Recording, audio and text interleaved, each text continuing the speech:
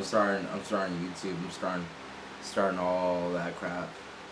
Starting it all. PC reaction.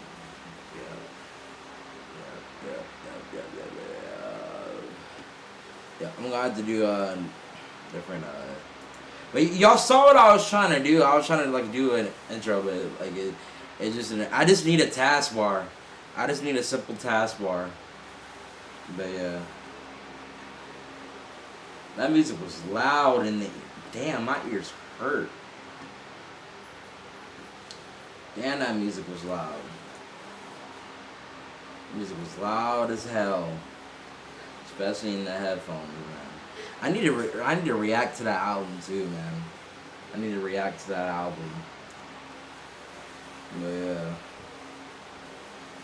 I'm gonna go ahead and plug on my stuff.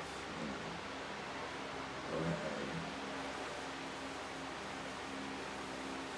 Go ahead and plug on my stuff. Is my mic on? My mic on? Yeah, we good. Damn, that music was loud as hell in the headphones. Damn, my dog just opened my whole entire door. What the freak, Dream? What the freak, Dream?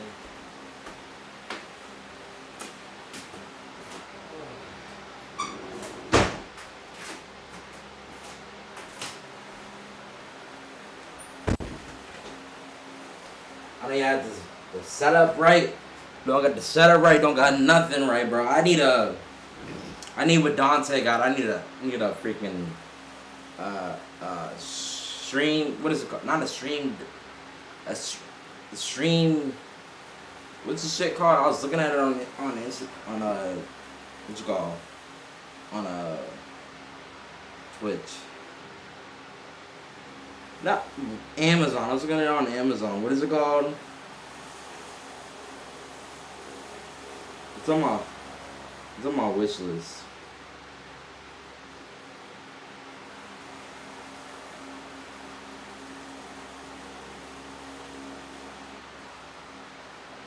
My list.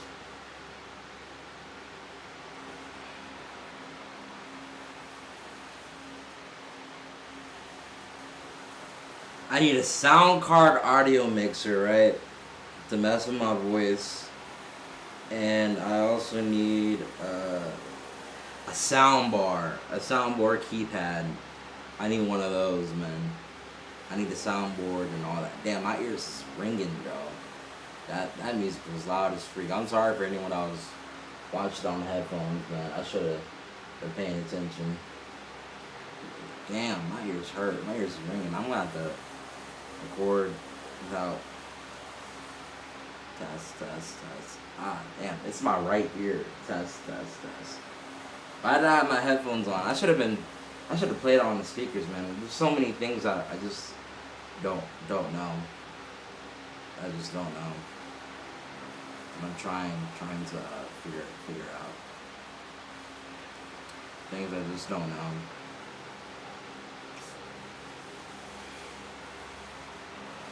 The reason I had the volume up cranked out loud is like last time I did a stream, my random stream, the audio wasn't loud. Like all you could hear was my fans. And you couldn't really hear me. But yeah.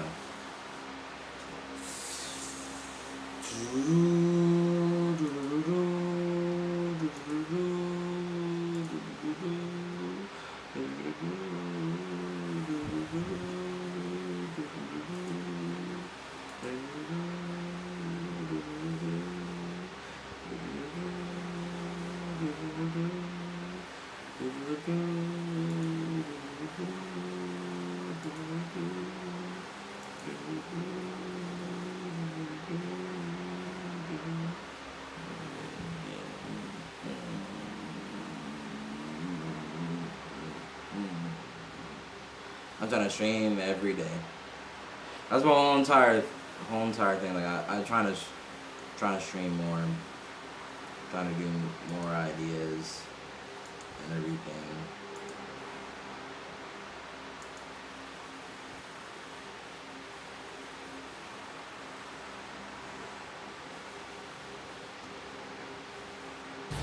next time I need to play the audio book. See, I was unprepared. 4x30, 120 eggs per. Trying to do new things. Trying to do new things.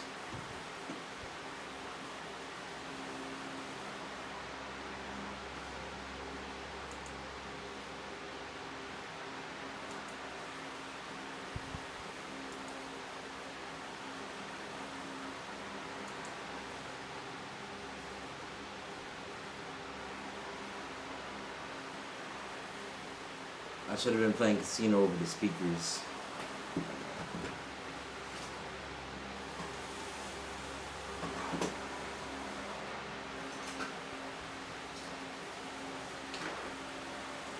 This section's about to get hit with copyright on the video, but I don't care. I don't care. I messed up my intro. Can I redo my intro, y'all? Can I redo my intro? My bad, y'all. My bad. Who the fuck told you I wasn't? I feel better. I feel better. I feel better. I feel so much better. I feel so much better, dog. I feel so much better. I said, yo, son, what you doing? I'm just doing my intro. I just started streaming, man. I just started streaming. I messed up my intro in the beginning, bro. And I had to redo that shit. Had to redo that whole shit, man. Ugh. God, that felt good. That felt good, bro. That felt good as shit. Love the intro. Thanks, man. Thanks, man. Thanks, man. I fucked up the intro. I fucked up the intro in the beginning. On a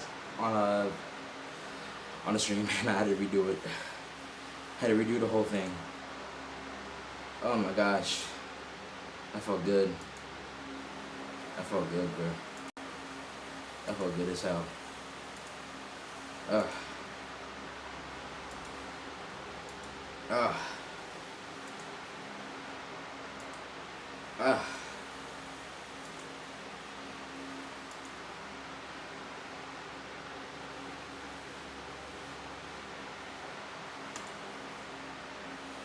Look at me, I'm sweating. I did a workout, bro. That felt good.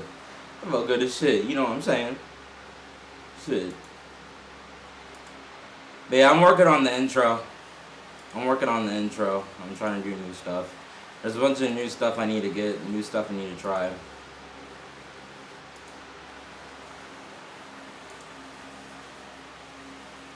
That shit feel good as hell.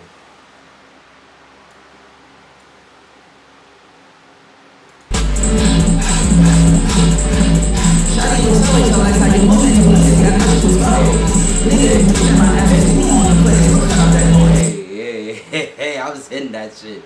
I was hitting that shit. I can't wait to clip that shit. I can't wait to clip that shit. That shit gonna be a fire ass clip. That shit gonna be a fire ass clip.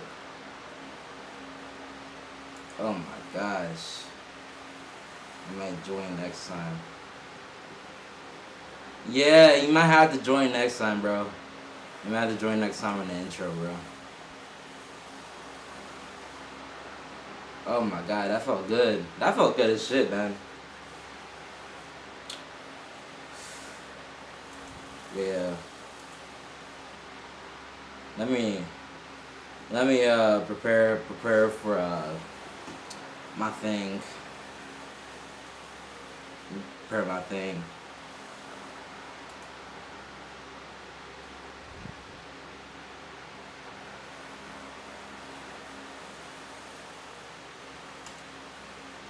They go down. Nolan's going to continue. We're over here. Pause. Yup. Boom. Boom. I'm about to vent on here, and I gotta get my story straight, my story across.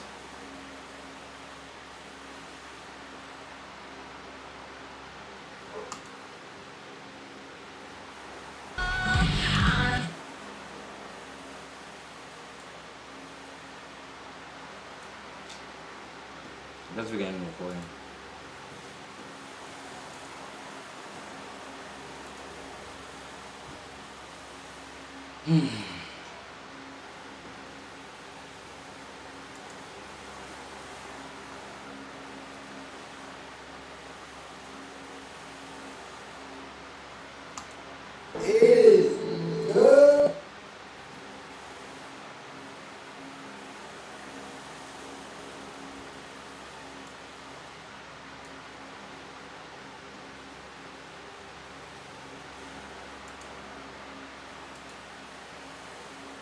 Take his fucking chain off. Take that motherfucking chain off, dog.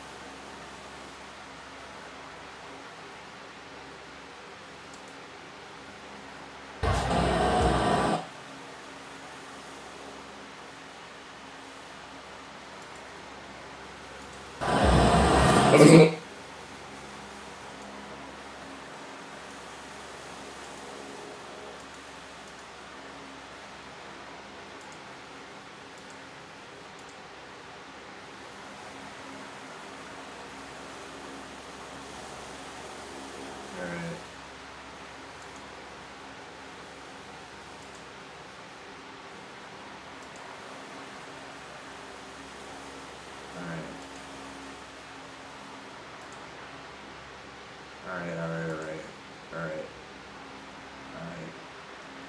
I'm gonna go ahead and do my thing. Y'all go think I'm schizophrenic, but this is gonna be a YouTube video, so I gotta do my YouTube intro. So prepare your ears.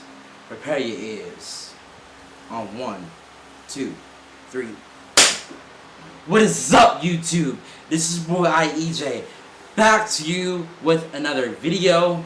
This is gonna be a separate video from the live stream, but this is a Talks with E video, and the title is Vent 2. You already saw the other Vent video. If y'all are subscribed to the channel, you know how good that video was. I was talking about how a grown-ass man made me late to work because he was supposed to pick me up on Uber. He was my Uber driver, right? On my time waiting from Uber, he made us 15 minutes late because on his way to pick me up, he stopped by at a 7-Eleven to get gas, right? I was like, bro, just hurry up and get the gas, bro, and he picked me up. He was like, alright, I'll be there soon. When he picked me up, guess what this motherfucker had?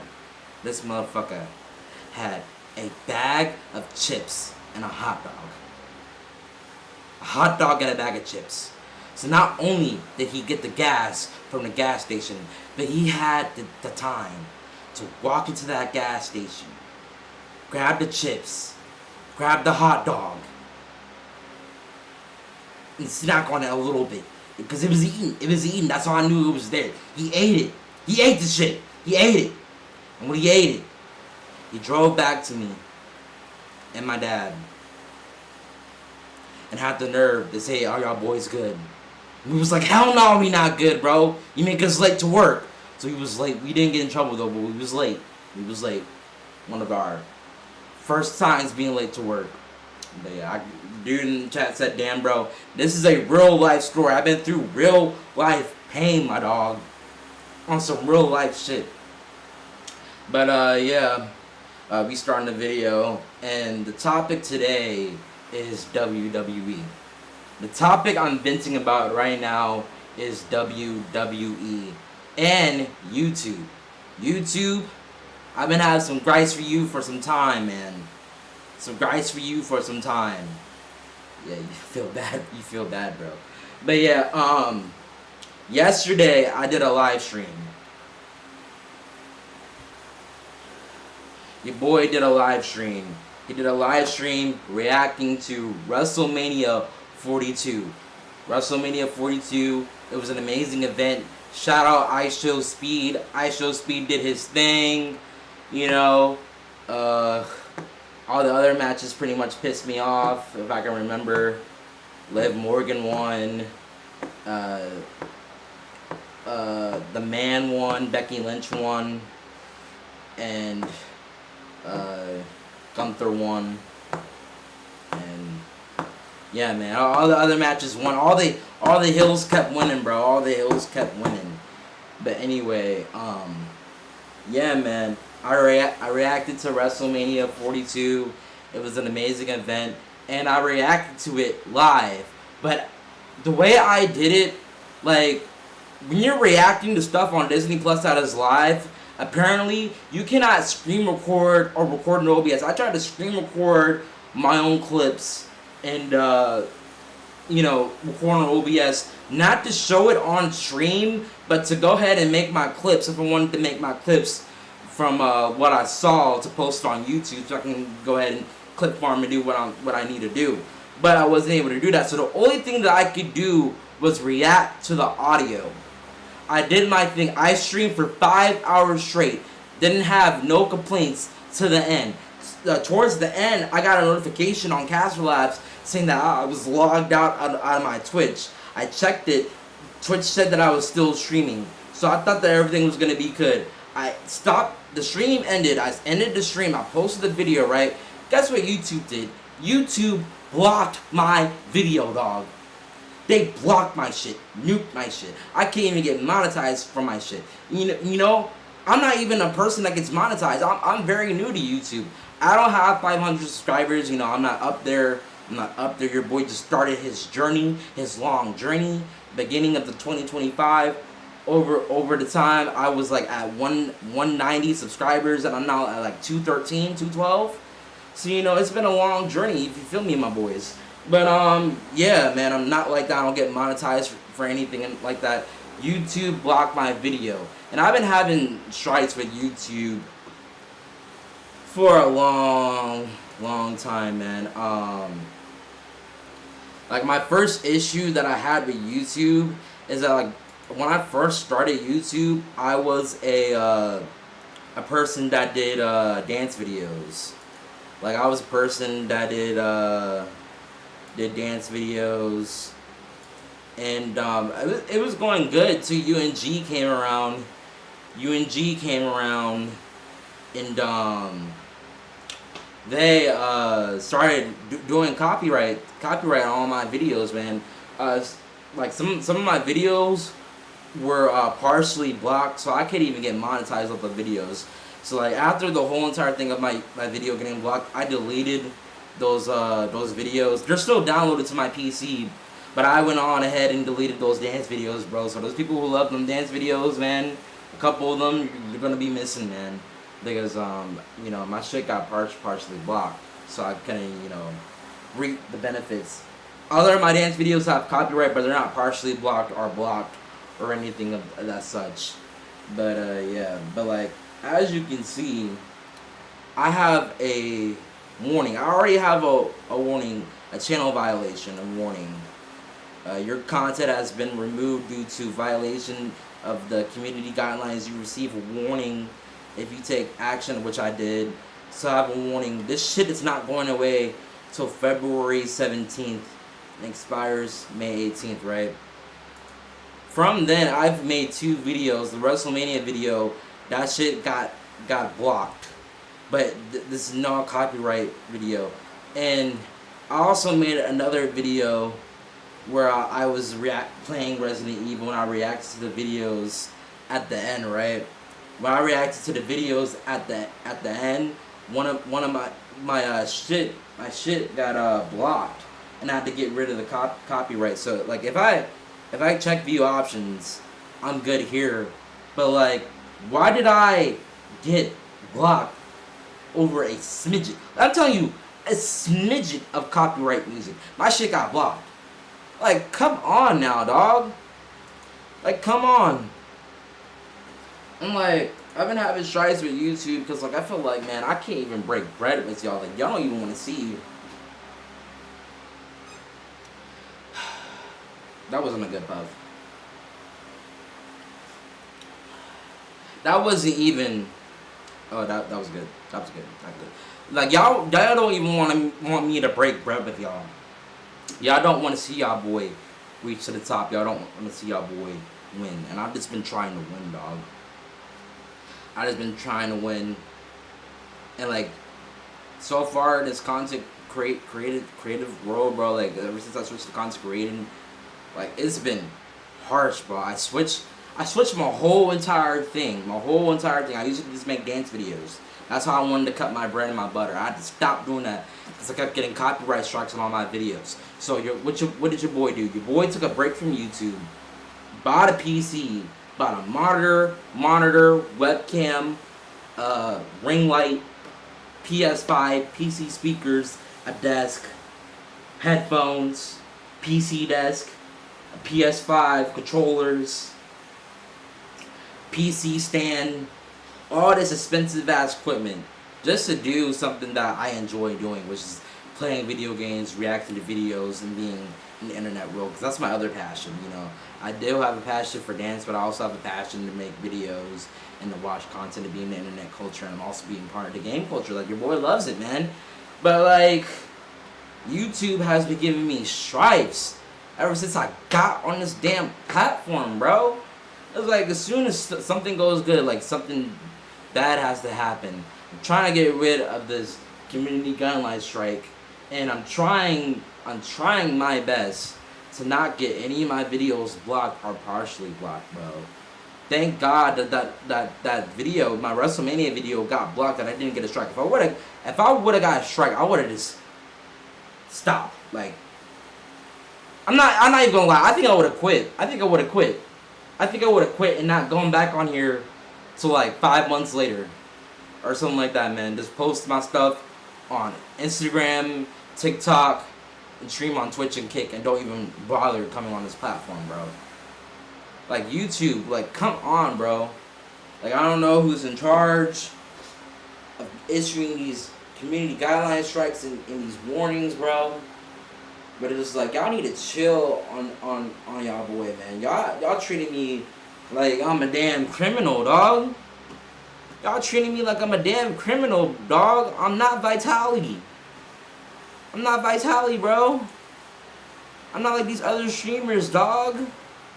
Y'all treating me like I'm the worst of the worst, the scummiest of the scummiest, dog. I'm out here trying my best, man. Trying my best, but y'all been giving me stripes. And about the WrestleMania thing, the thing that got me pissed off was like, if I go ahead, this dude right here was able to post his reaction to WrestleMania. No video, right? No video, but like, hold on, let me switch my my setup so we can hear it on the headies. I'm gonna plug my PC speakers. But I'm on the headies, right? Don't say do the side run. She started doing that side skip. I'm gonna go ahead and skip through. Oh. What do y'all hear? What do y'all hear? That sounds like audio to me.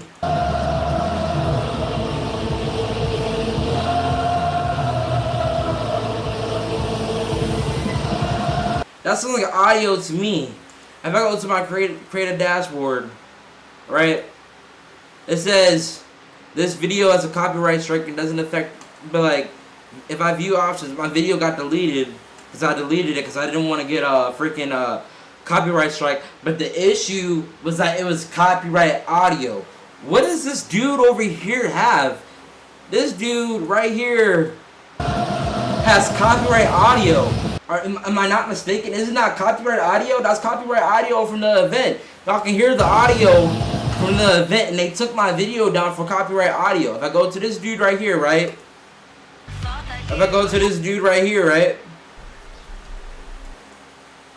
Moment, you know, just like. What does that sound like? That's audio from the event, dog. I just showed Becca, and she goes, "Oh." That's audio from the event, dog.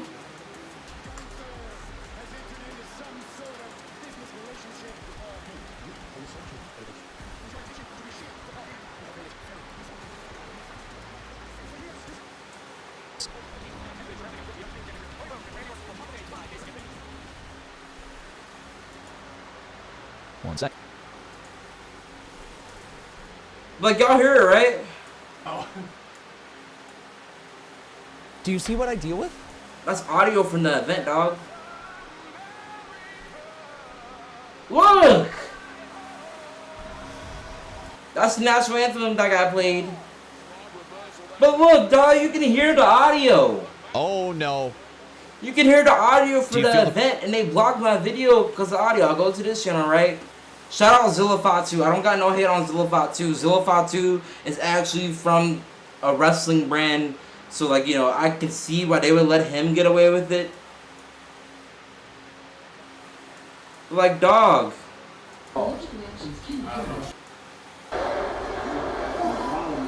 You can hear the audio from the event. And they done took my video down for having audio for the event. But these other channels have the audio for the event. So, like, why do they take my video down specifically? I don't get it. Until I ran across this channel, right? And she is playing the audio from the event. And look, her audio is pretty loud. You can hear the audio, bro. You can hear the audio. So I went down to her comments, right? I said, "Hey, miss, can you give me some pointers? Because I reacted to WrestleMania event, same as you. No video, just audio. But my video got blocked by YouTube. So can you please tell me how you react to the audio without your video getting blocked?" Someone replied to me, and they said, "She's a media partner to WWE who gets into the press circle. I doubt what works for her will also work for you." I was like, oh, okay. So you gotta become a legal press partner for WWE to legally react to the events. I got you. Thank you. So, I noticing that there is levels to this shit. There's certain things that I can do on YouTube and certain things that others can't. But this dude right here, and I'm not being a hater. This dude, wait, where's he at? Where's he at? This dude right here don't look like he part of the press circle. Homie's reacting to the event, not on a PC, not on a PC setup, nothing. He's reacting to it on his TV. Did his video get blocked? Nah. 15.4K views, dog.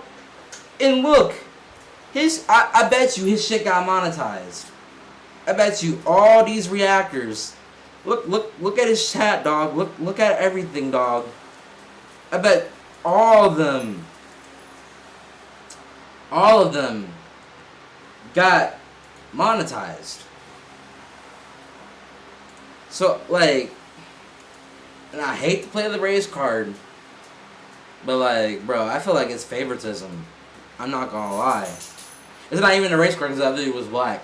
But, like, bro, like, I feel like there's favoritism on y'all. Like, YouTube allows certain creators that they like to do the hell they want. Like, when it comes to, like, a regular dude like me just trying to cut bread. I just want to cut bread at the table, dog. I just want to cut bread. I just want to be able to cut bread. By this photo, you can tell where she's at. But her backstory is stop! I just want to be able to cut bread.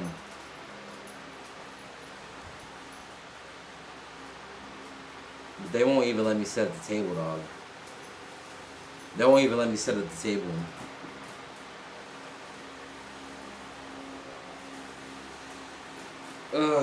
So let me pull up something on my phone. So go ahead. I'm over here trying to prove my point.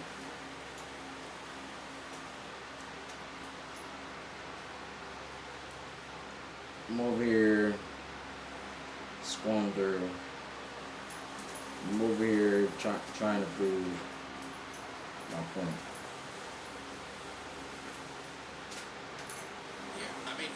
Oh wait, did this video get blocked? Yeah, so I can't react to it. There's this dude that posted his reaction to WWE, but his video got blocked. And like this dude had like a pretty good following and everything. Like he was doing his thing, but YouTube ended up blocking his video. Buddy, welcome back. And like when I was so upset that I was like, you know, trying to do my own research, trying to figure out what was going on, dog.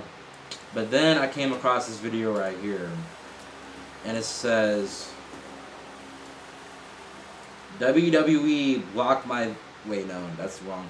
WWE blocked my video. YouTube fair use. Like the whole entire point that I'm trying to explain is fair use. There is another reactor that I react to. His name's CJ the Champ, and he deals with the same stripes that I'm talking about on YouTube, where he tries to post his videos. Like he posts like a anime reaction video. I remember there was a video of him. He was doing like his video type is like he does trials on anime characters. He was doing a trial on Sun Jin Woo, and he got a bogus ass copyright strike, and it's fair use. Like it's fair use.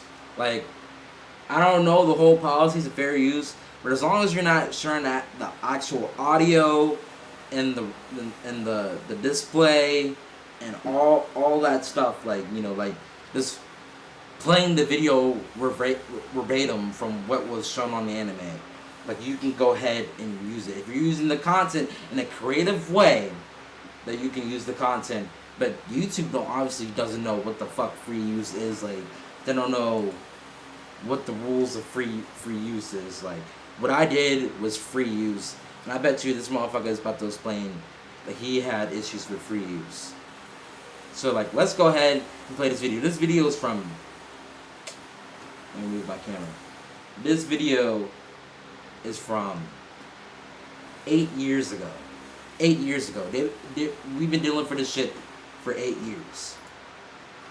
And YouTube still don't know what the fuck they doing, bro. YouTube still don't know what the fuck they doing. So like, yeah, I'm shitting on YouTube. We about to hear this dude's side of the story. Let me hear what you got to say, my dude. Let me hear what you got to say. Because this video probably didn't get no coverage. This video get coverage.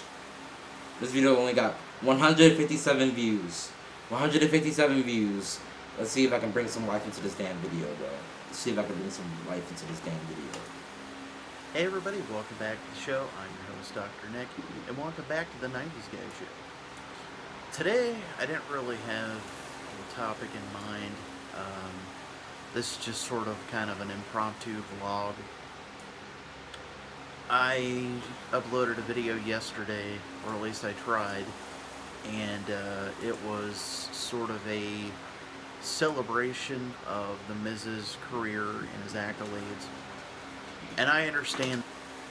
I get that, like, I know this is off topic. I know that a lot of people hate The Miz, like he's an annoying character. But bro is just simply doing his job. If this man is so easy at making people hate him. So it's like, bro is doing his job. Like, he's one of the best characters in WWE. Nobody wants him there. Majority of the people don't want him there. They wish that we can just get rid of The Miz. We don't like The Miz. We're tired of The Miz. Bro is doing his job. Bro is doing his job. His job is to make people hate him. And bro just has such a punchable face. And such an easy face to hate, bro. He's doing his job. I hate that frog, lizard looking dude, bro. I hate that dude, bro. You got no balls.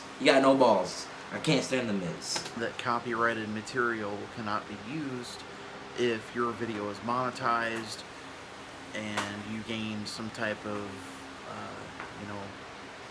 money and using people's copyrighted music. Which I didn't make. I made $0.0000 from this shit, bro. Videos, pictures. From my reaction to WrestleMania. Jeannie, what are you doing, dog? Jeannie, what you doing, girl? Good? Chill out with daddy. Whatever. I've made videos before of using clips from wrestling matches and also music and stuff like that. I've never monetized any of it. They'll send me a little notification that says, your video has copyrighted content. It will not be monetized. Your account has not received a copyright strike.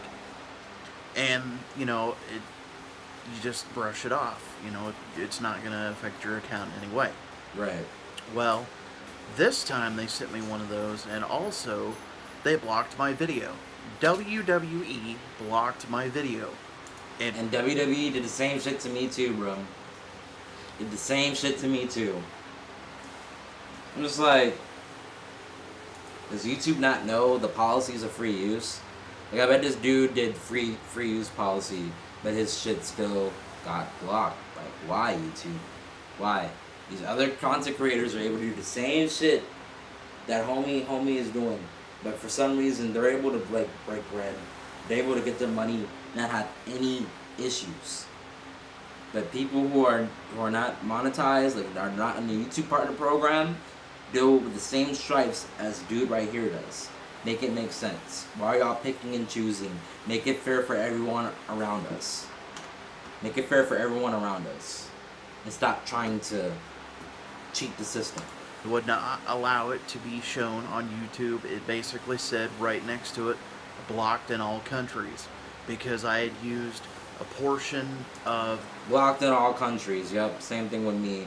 But I didn't even use a portion of the clips. There was no clips to be recorded. There was no video to be shown. It was just me. I'll show you. It was just me and my face cam. Just me talking to the camera while the audio plays. That's it. That's it. No video, no nothing. Nothing to be copyright. Nothing to be copyright. Except for the audio for some reason. Nothing to be copyright. But even then,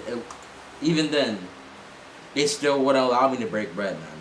The Miz's Titantron video and like maybe 20 seconds of a match where he defeated Randy Orton, and WWE made a claim against me. It didn't affect my account. I didn't get a strike or anything. But the whole point of fair use, and this has been debated many times, what is the definition of fair use? Mm-hmm. I was using that material fairly. Right. I was not gaining money from it. I was not gaining advertisements from it. Nope. All I was doing was making a fun video of... And I believe dude 100%. Talking about the Miz's accomplishments, why I like him as a wrestler, Mm-hmm. and also I used those 2 clips. The video had topics and a purpose and a whole entire thing. It wasn't just, let's copy the whole entire WWE episode and just post the video log. Nah, dude didn't do that. He made his own content, his own formula, and it still got blocked. So, I don't understand. I don't know if this was flagged by YouTube and they notified WWE, or WWE just, found the copyright through their, one of their tech people found it. I don't know. It irritated me. I took like a half hour to film and edit the video. I mean, it wasn't anything spectacular, but I just thought it would be something kind of fun to do. And, I uploaded it, and I went to go watch it this morning, and I couldn't. I could watch it, but other people couldn't see it on YouTube. Yep. This type of stuff just really irritates me. Yep. I don't know, it drives me crazy because of the fact that, copyrighted content, I get it. If I copyrighted something, I wouldn't want somebody using it and gaining money from it either. Right. But I wasn't, though. I was using it in a way for entertainment for other people. Yeah. That's exactly what I did. There was more my audio than just me sitting, watching WWE, eating food, and y'all don't hear nothing from me. Like, nah. Mic was on, just like now. I was screaming, I was talking, I was bantering, I was doing all that shit. Commentary, all of it. And they still blocked my video. So, once again, the idea of YouTube's fair use policy I don't know. Maybe I just don't understand it enough. But the whole thing just irritates me that, you know, it's gotten to the point where you can't use anything anymore. Nope, you can't. And, you know, it would be completely I can't even make a freaking dance video without my shit getting copyright by UMG. Like, come on now. different if I was... And if it's not a copyright, they'll partially block my shit. So I really can't make no dinero, even though I don't make no dinero. monetizing the video if I was using other people's stuff and gaining money from it or advertising it as my product. That would be completely different. So, I don't know. But anyways, like this video, hit the subscribe button down below, and I'll see y'all later. Yep. Dude, made an honest video. I already liked the video. Let me subscribe to him. Dr. Nick. 1.14k subscribers. Let's see. Does dude even upload anymore? Dude even upload? Dang, dude is a lot different.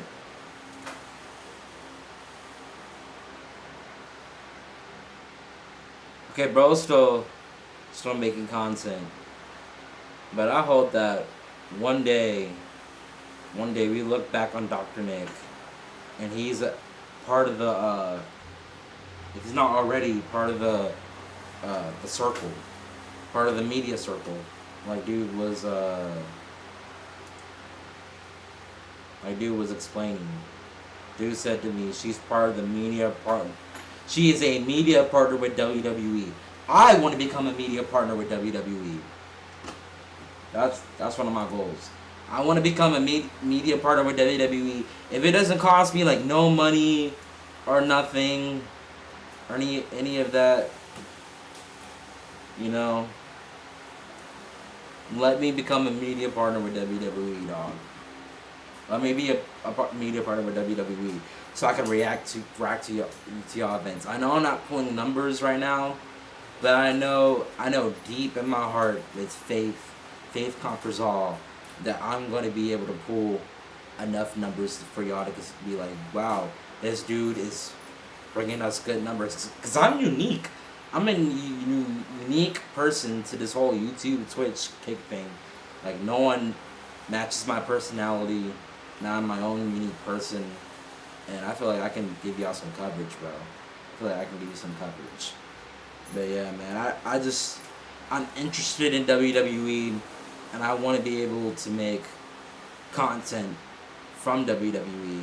You know, like, it'll be cool. Like, there's different things I want to do. You know, I just don't want to just be reacting to music and reacting to other people's videos. Like, I want to do my own commentary to stuff like WWE and, you know, anime and stuff and all that. You know, I want to drop Patreon and all that. You know, I want to be able to do that stuff, but I can't do that stuff if I can't start, you know, my journey. And YouTube is prohibiting me from starting my journey. So, you know, it is what it is. It is what it is. But, you know, this is just what I wanted to vent about. WWE blocked my video. And that was one of my best streams in a while, man. One of my best streams in a while. I didn't have that much coverage in a minute, man. Like, I had, like, mad coverage in the stream. But, yeah, I just was not able to do it. So, it is what it is. We're just gonna move on. And, I hope that y'all enjoyed my 30-minute long video of me yapping. So, if y'all watching this video on YouTube after I edit and upload this has been your boy IEJ, and I will see you in the next one. Peace. Stop recording. Stop recording.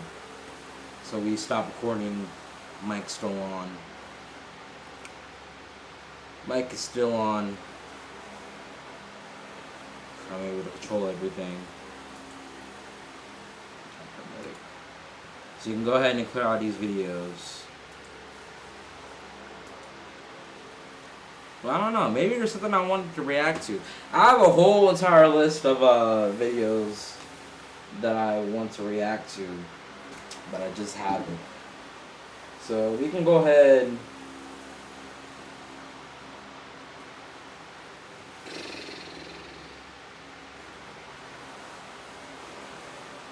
Let's pull up a video.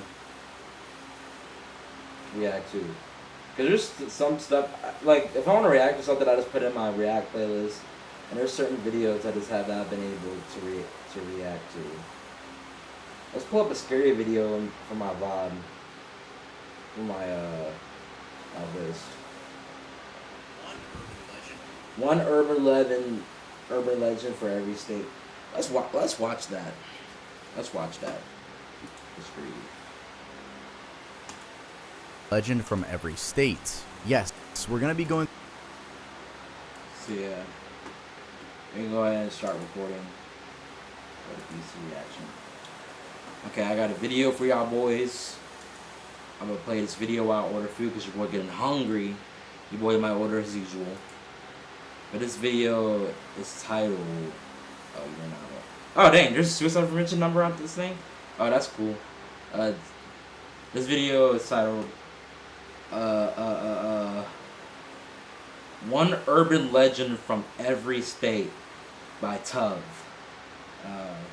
Dude has 2.4 million subscribers, so bro is clouded like that. Yeah, we can go ahead and react to this video. What is this video? This video is from a year ago. So yeah, we're gonna have to react to a home movie. And yeah.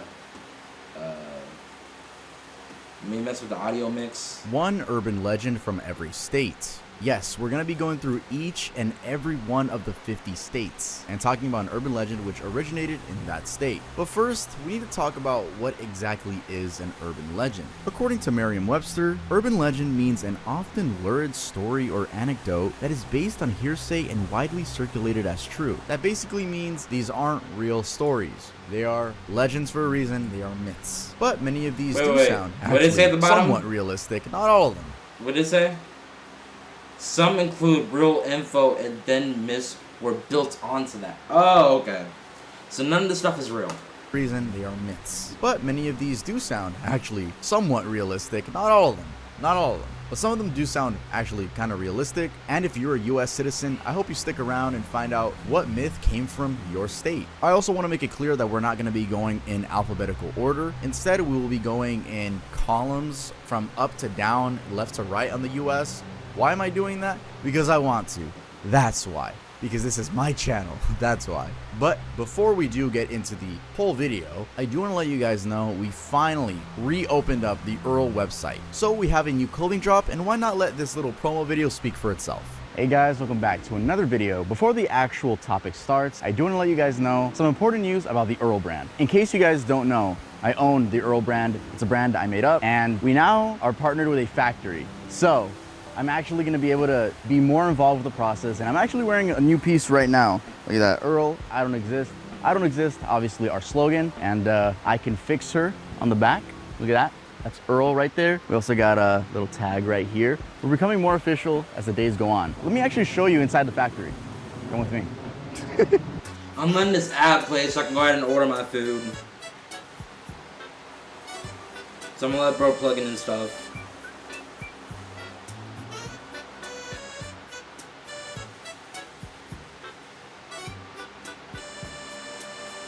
Alright guys, so here I'm going to quickly show you guys all of the pieces. There's only about 5. So here we have this beautiful embroidered hoodie. Earl, I don't exist. Yes, you could feel it. So high quality. Next, we have a rugby shirt. Yeah, a rugby shirt. That's how cool we are. All of them have this embroidered Earl at the sleeve. Just makes it look so much more official. But yeah, a rugby shirt. The basic red t-shirt. This is our gray zip up. I actually really love this one. Obviously, we got the shirt that I'm wearing right now. Earl, I don't exist. I can fix her. Ha ha ha.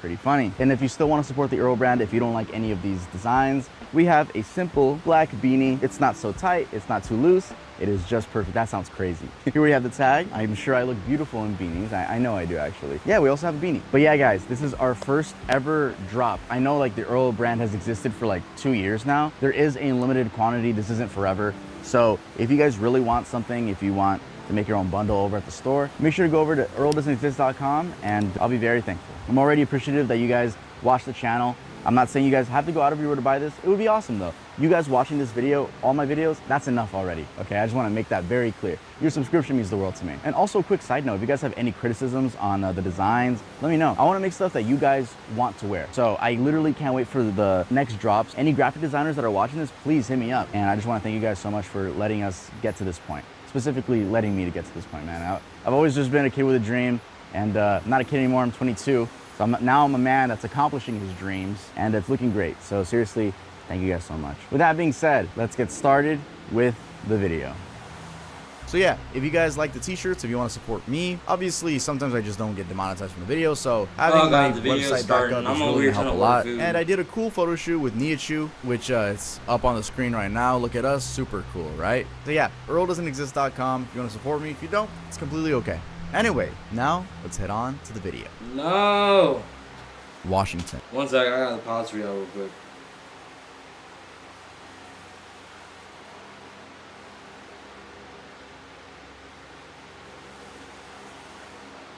Go over my food, bro. I got a feast.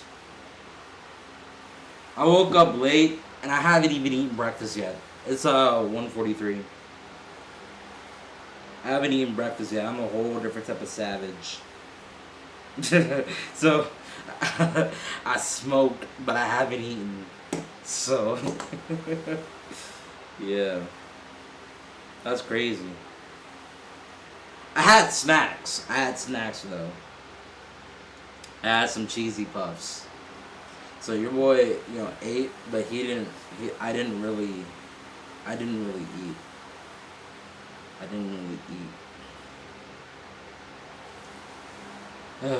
And I know, man, I'm supposed to be eating, dog. I'm supposed to be eating. But yeah, man. My boy has not eaten.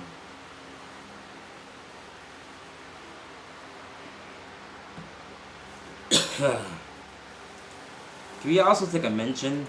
If I go to my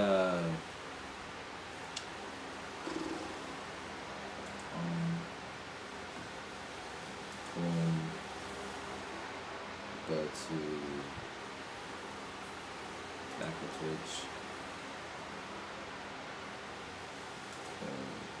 Twitch. Creator dashboard. Nope. That little okay. Content. Yeah. Go to content. Video producer. Can we just take the time and appreciate that my random stream video got 20 views, dog? Like, I haven't had views like that in a minute. All my other views are like 3 views, 2 views, 1 view, 0 views. But like that video got 20 views. Like that's hard, dog. That is so hard.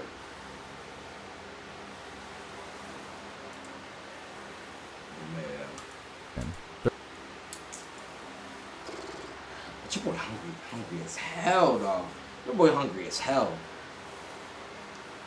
Here, let me have some snacks before for my food come. My food coming at 2. I'm gonna go ahead and grab some snacks, like some water, all that shit, bro.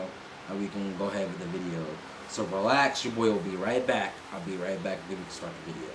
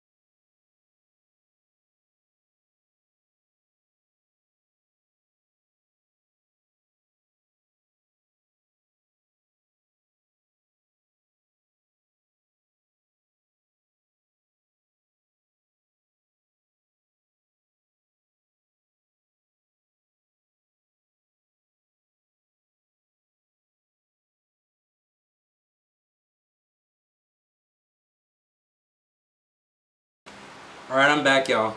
I'm back. 13 steps at Mulvey Cemetery. The Mulvey Cemetery in Washington has a strange legend that involves visions of hell and more. So this cemetery, located near the city of Bothell, Wait. Oh, I see him. is said to have been actively used between 1905 and 1967. Within that time period, one of the wealthy local families buried a member there, in a grave that was lower in the ground on one side. In order to access it from the backside, they built steps that moved from the ground level downwards. The exact count of these steps was 13. Over time, legend began that if one walked down these 13 steps and touched the entrance to the grave, they would momentarily see visions of hell as soon as they turned around. Those who witnessed such occurrences said their friends would, for instance, collapse at the bottom and begin screaming in terror at something no one else could see. Some people even allegedly disappeared from the steps and allegedly reappeared miles away. Also, That's like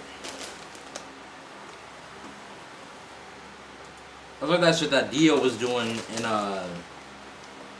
in JoJo's Bizarre Adventure. You remember?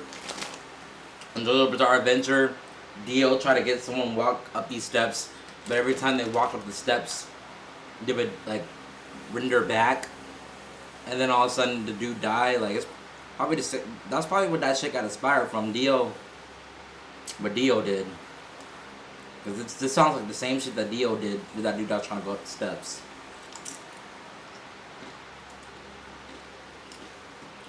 some children apparently ended up never being able to speak again after reaching the bottom step. Eventually, due to the high interest in a specific grave, the steps were covered up and a no trespass policy was made for the entire cemetery. It's said that people still break in though and try to figure out where the steps are, even going around reading headstones.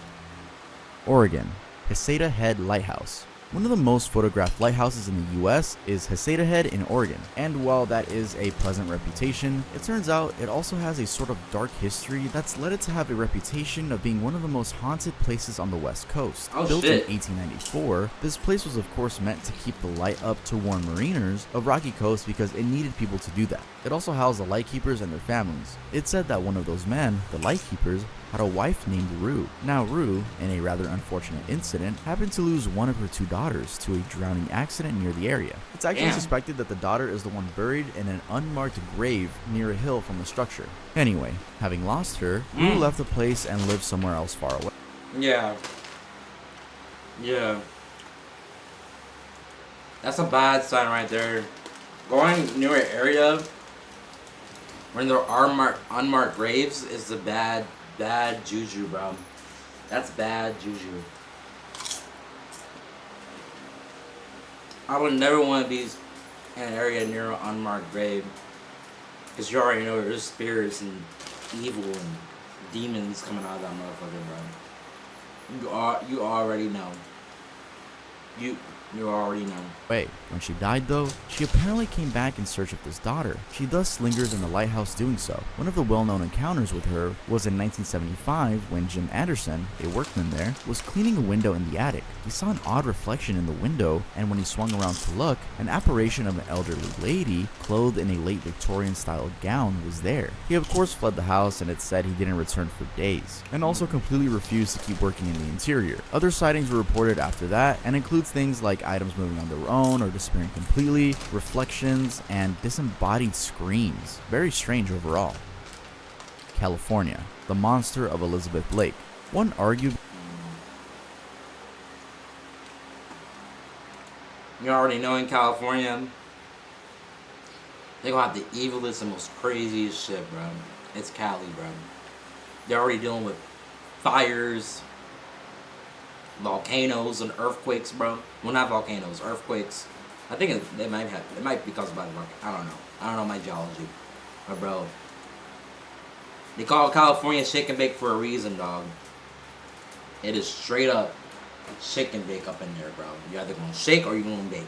really fascinating bit of this legend is that the monster in question was apparently so freakishly scary that some of the locals, terrified to the core, sold their land or completely just abandoned their property. First sighted on the lake in 1880, the monster is said to have the neck like that of a giraffe. Also a bulldog's head, wings like a bat, and 6 legs. It's estimated to be 50 feet long and emitting a very nauseating stench. Now, since that first sighting, more reports of sightings have come out. something which caused locals to continuously get terrified of the entire place. In the dead of the night, those encountering the monster would hear awful screams around the lake and get terrible visions. Those would be followed by the disappearance of farm animals, and often a flying creature would be seen in the skies. And although able to fly, its habitat was a lake. Why the lake? Well, apparently, the devil himself made this creature as his pet and placed it there. And even more scary, there are claims that if you went deep enough into the lake, you'd find a passageway to hell, to the underworld. Some really believe this to be true, as the lake sits on top of the San Andreas fault line. Some have also been convinced of the creature being real, as there was no other explanation why farmers would avoid the otherwise fertile area near the lake. As to whether it still exists, the answer is conflicted. Some say it was killed by... Right.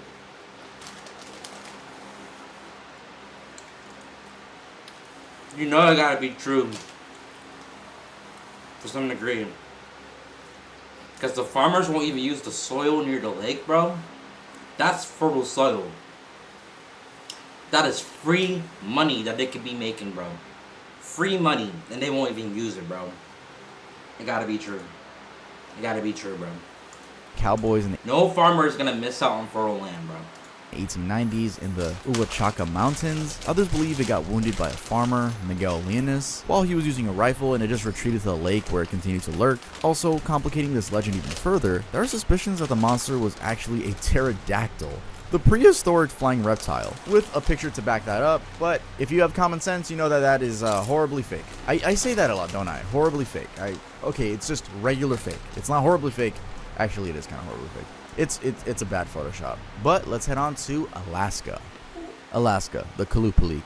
Alaska has quite a few urban legends, ranging from a vortex, a secret government mind control facility, and even a UFO base. However, among these, the legend of the Kalupalik stands out a lot. Suspected to have originated from the lovely Inuit community that lives near icy Arctic waters, the legend claims that in these cold waters exist creatures known as Kalupaliks. And unlike other mermaids out there, these have nothing good going for them. From their appearance, all the way to what they do. They are thought of as resembling humans with other characteristics, including scales over their bumpy skin, fins emerging from their torsos, backs, and heads, webbed and clawed hands, and smelling like sulfur. And they also cover themselves with eider duck attire. Now, these creatures exist in the icy cold waters and will often lurk near the shores and hunt for children. Yes, their goal is to lure kids and steal them by putting them in their amatis, which is just, it's like the baby carrying pouch used by Inuit women, and disappear into the dark caves of waters. It's said that they use humming to draw the attention of children, and even knock under the ice to get kids to go to the weak parts of it. Also, unbelievably, once they get the children, they apparently keep them tucked in the caves or lairs under spells and feed off their innocence in order to remain immortal. Now, another creature that deserves special mention here is the Urson rat, or Urson rats. It's up here. Urson rats. In a very similar fashion to the Kalupaliks, trapping victims in lairs and caves, these, quote, little people of Alaska are known for their love of mischief. They apparently confuse and disorient travelers who pass by their territory and end up trapping them in caves. Some other claims about the Urson rat are that they are very human-like, but with extraordinary powers. It's likely that these powers are from the different dimension they're from, seeing that they move between that dimension and ours quite easily. They are also excellent craftsmen. Also, a year in our lifetime is like a day in theirs. That's really it for Alaska. Let's head on to the next one. Damn. Idaho, the water babies of Massacre Rocks. So there's a theory that Idaho doesn't exist. It's not really a theory. I mean, it's just... Nah. My homie Nate always talking about like how Alaska don't exist, bro. I mean, not Alaska. Idaho doesn't exist. He says Idaho don't exist and Texas don't exist. They're just dimensions to areas we should even be in, bro. They're just dimensions and portals to areas we should even be in. He said that shit fake, bro. He said that shit fake. It's like a funny rumor, I guess. So if you're from Idaho, let me know down in the comments and let me know that y'all actually exist. Anyway, we're not going to be talking about that theory that Idaho doesn't exist, but we are going to be talking about a much, much creepier urban legend, the water babies of Massacre Rocks. So, right outside Pocatello town in Idaho, there's an area known as Massacre Rocks. It's a beautiful place hosting all sorts of activities, from golfing to fishing, birdwatching, hiking, and even camping. However, it's alleged to carry a dark history. Apparently, long ago, it was inhabited by Native Americans, and at some point, they experienced such a severe famine that it was impossible to find enough food. The villagers bundled together and decided there really wasn't enough to go around and that they had to do something about it. Unfortunately, Apparently, one of the resolutions for cutting back mouths to feed was that new mothers would have to take their newborns down to the nearby river and drown them. This was That's opposed sick. to having them die of hunger. Anyway, That is absolutely sick. And America would not stand by it, bro. Especially how people in office are pro-life, bro. They're pro-life. They would not stand for this, dog. They would not stand for this, bro. Like, oh, y'all go die. Y'all feed y'all adult selves to the babies. Let the babies survive. They're the future. somehow, these babies would survive and live on as small fish, even adapting to their new environment by growing fins, tails, and gills. They would also morph into ghoul-like spirits that go on to play tricks on humans that came near the water, and they would consume the flesh of anyone that got into the water. It's alleged that they would giggle or cry to get unsuspected victims to be like, oh, there's a baby laughing or crying, and they would snatch them up like that. I guess not snatch them up, they're pretty small, but you get it, like that was their little trap thing. If you thought Idaho having water babies was creepy, well then let's head on to Nevada, which coincidentally also has an urban legend about water babies. Nevada, water babies of Pyramid Lake. Found at Pyramid Lake in the Reno area, the story is that these babies could be responsible for the disappearance of fishermen. This is because every spring, it's alleged that at least one unlucky fisherman vanishes in the waters, and their bodies are usually never recovered. Some have claimed that this is due to the water being really deep, but then a different group thinks that the water babies are to blame. They believe that these babies have historically used the place as a hunting ground and sort of a place to exact revenge for what was done to them long ago. Apparently, these ill-formed, premature beings were thrown into the lake by the members of the Paiute tribe. The reason being that the tribe wanted to weed out the weak and keep itself strong. This of course made the babies angry, and so their spirits seek vengeance. It is said that till today, their cries and wails can be heard in the lake, especially in the early morning and evening hours, and in the spring, the prime fishing season. It's also claimed that they lurk just beneath the water, pulling in and drowning those who come too close, or just causing casualties like boat accidents. Utah Skinwalker Ranch. In 1996, a man named Terry Sherman sold off his 512. The story about the Skinwalker, bro. The story about the Skinwalker used to scare me, especially that viral video of that gray thing. They think that's a Skinwalker. It's like its body's contorted backwards, and its elbows are facing forward, and like it's walking on its out like. That thing looks disturbing, bro. It's disturbing as hell. Acre Ranch just 18 months after buying it. Why? Well, he had seen it all from UFO. I would show y'all the picture, but I don't want that shit on my PC.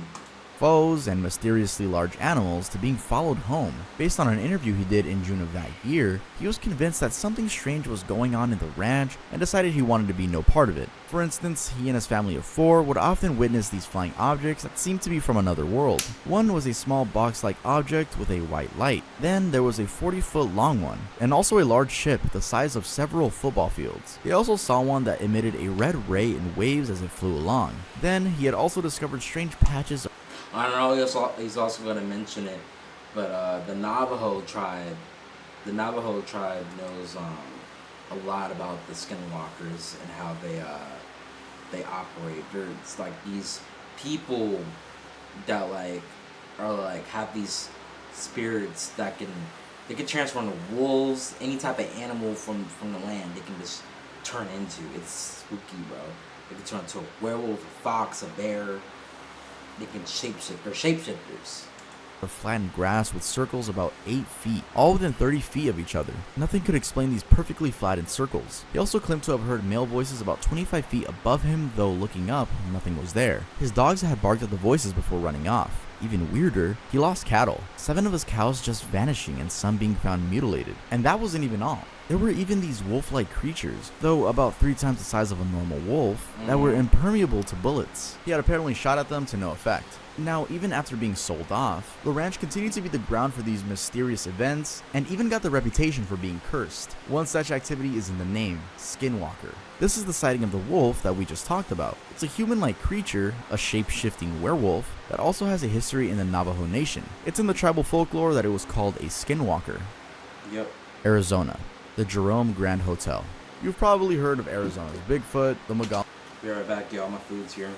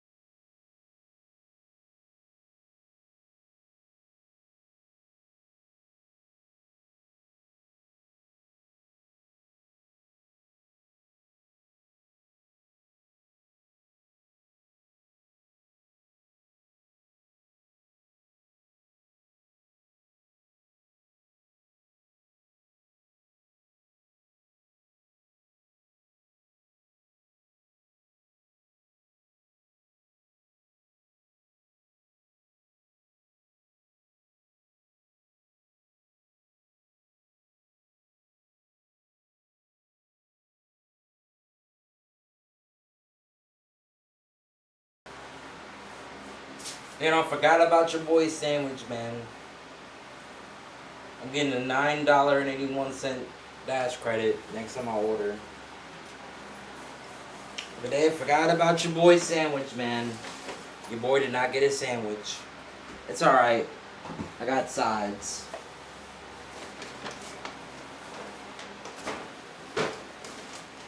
I just eat my sides.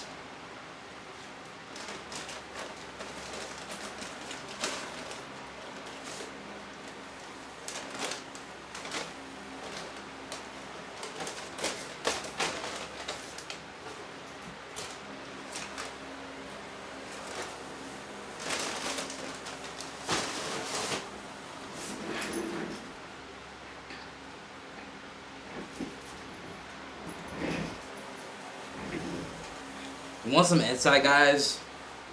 Like, I'm enjoying streaming more than I am than actually sitting down and editing videos. Like, I know I need to edit. I need to edit more. Fallen Rim I enjoy monsters, streaming and more than skinwalkers. editing. These are all very popular urban legends and seem to be known by everyone. Few, though, know the mystery of the 3-star Jerome Grand Hotel. So it turns out that this hotel, previously a hospital, has had visitors complain of hearing sounds and seeing things in the wee hours of the night. And Shit. not just one No. visitor, no, a whole lot of them. The hotel has a journey that visitors sign, recollecting their experience, and apparently a 300-page journal gets filled each year. Top among these scary encounters include hearing voices, especially on the 3rd floor, and a ghost cat jumping on the bed and walking around. Room 32 is also featured heavily in these visitor accounts. What causes all of that? Well, from 1927, when it was opened, to 1950, it was the United Verde Hospital, a hospital that was considered one of the best and most modern in Arizona at the time. Problem is, a lot of people died there. A total of 9,000 people to be specific. And Damn. most of these people died on the 3rd floor, where an operating room was located. It's suspected that this is why most of the noises heard are on the 3rd floor. Also, it's alleged that room 32 had 2 known occurring there, hence Damn. its heavy haunting. One of these was a former miner who was confined to a wheelchair. He was reported to have climbed over the balcony railing and fell over to his death. Second is a businessman who shot himself in the room. Now, what I just covered is the tip of the iceberg when it comes to horror stories in this location. It's said, for example, that a caretaker once committed suicide in the boiler room, and in 1935, a maintenance man, Claude Harvey, got crushed by the elevator in the basement. The general manager, Chris Arthur, even recalled the time when he received a phone call at the front desk from an unoccupied room with a lady talking on the other end. He of course went to check and no one was in the room. It's no wonder it was featured on an episode of the Travel Channel's Ghost Adventures. Montana. Ghost of Little Bighorn Battlefield. In 1876, there was a war called the Great Sioux War, and part of it was the Battle of the Little Bighorn, where a local tribe at Little Bighorn River, the Crow Indian tribe, were fighting for their land against occupation by Lakota Sioux, Northern Cheyenne, and Arapaho tribes. Desperate to hold their ground, the Crow tribe called the U.S. Army for reinforcement. The Army sent about 700 soldiers, the 7th Cavalry Regiment, but they were met with a complete massacre. The total count of the dead was about 268, with 55 seriously wounded. Ever since, the place is said to be haunted by the spirits of those who died. People have apparently heard screams, yelling, and even gunshots from the area. Others have reported hearing sounds of horses. Now, interestingly, one theory that tries to explain these sightings and witness accounts is that it's all just an audio being played back to scare people, I guess. Sort of in the sense that so much violent energy was expended during that war that it made a quote impression on the land. Then, under the right conditions, someone plays the tape back to get witnesses to hear it and tell the story. But again, that is just a theory. Let's head on to the next one. That'd be pretty scummy if like someone was actually like playing the recording to scare people so they can have the area to themselves. Probably some kids that like just want to play by themselves and don't want to be bothered and don't want to get yelled at for being in that area, so they scare people off so they can have the area to themselves. Yeah. Wyoming, the Lady in Green. In Goshen County, Wyoming, there's a really small town called Fort Laramie, which is named after the nearby historic port where a lot of military excursions were staged back in the day. And when I say small, I really mean it because as of 2020, the official records showed a population of about 206 people. Legend has it that every few years, just a little bit east of the town, on the Oregon Trail, a ghost lady is seen riding a horse while wearing a long green riding dress. Apparently, this is the daughter of the agent who had been in charge of the American Fur Trading Company that had been in operation in the area. One day, she had come to visit her father, and simply due to her stubborn nature and inexperience with life there, she got lost, never to be seen again. Described as used to having her way as well as being educated and classy, she had been assigned a round-the-clock guard both within and outside the compound. Problem is, she chose a horse that was rather aggressive and difficult for her to handle. So during her stay, her horse just suddenly took off. Men chased her down, but given the nature of the horse, they couldn't catch up, and eventually, they couldn't trace her. They looked for her for a considerable amount of time before it was finally decided she was gone for good. She would then turn up later in ghostly sightings, still wearing her green dress. Colorado, the Lafayette Vampire.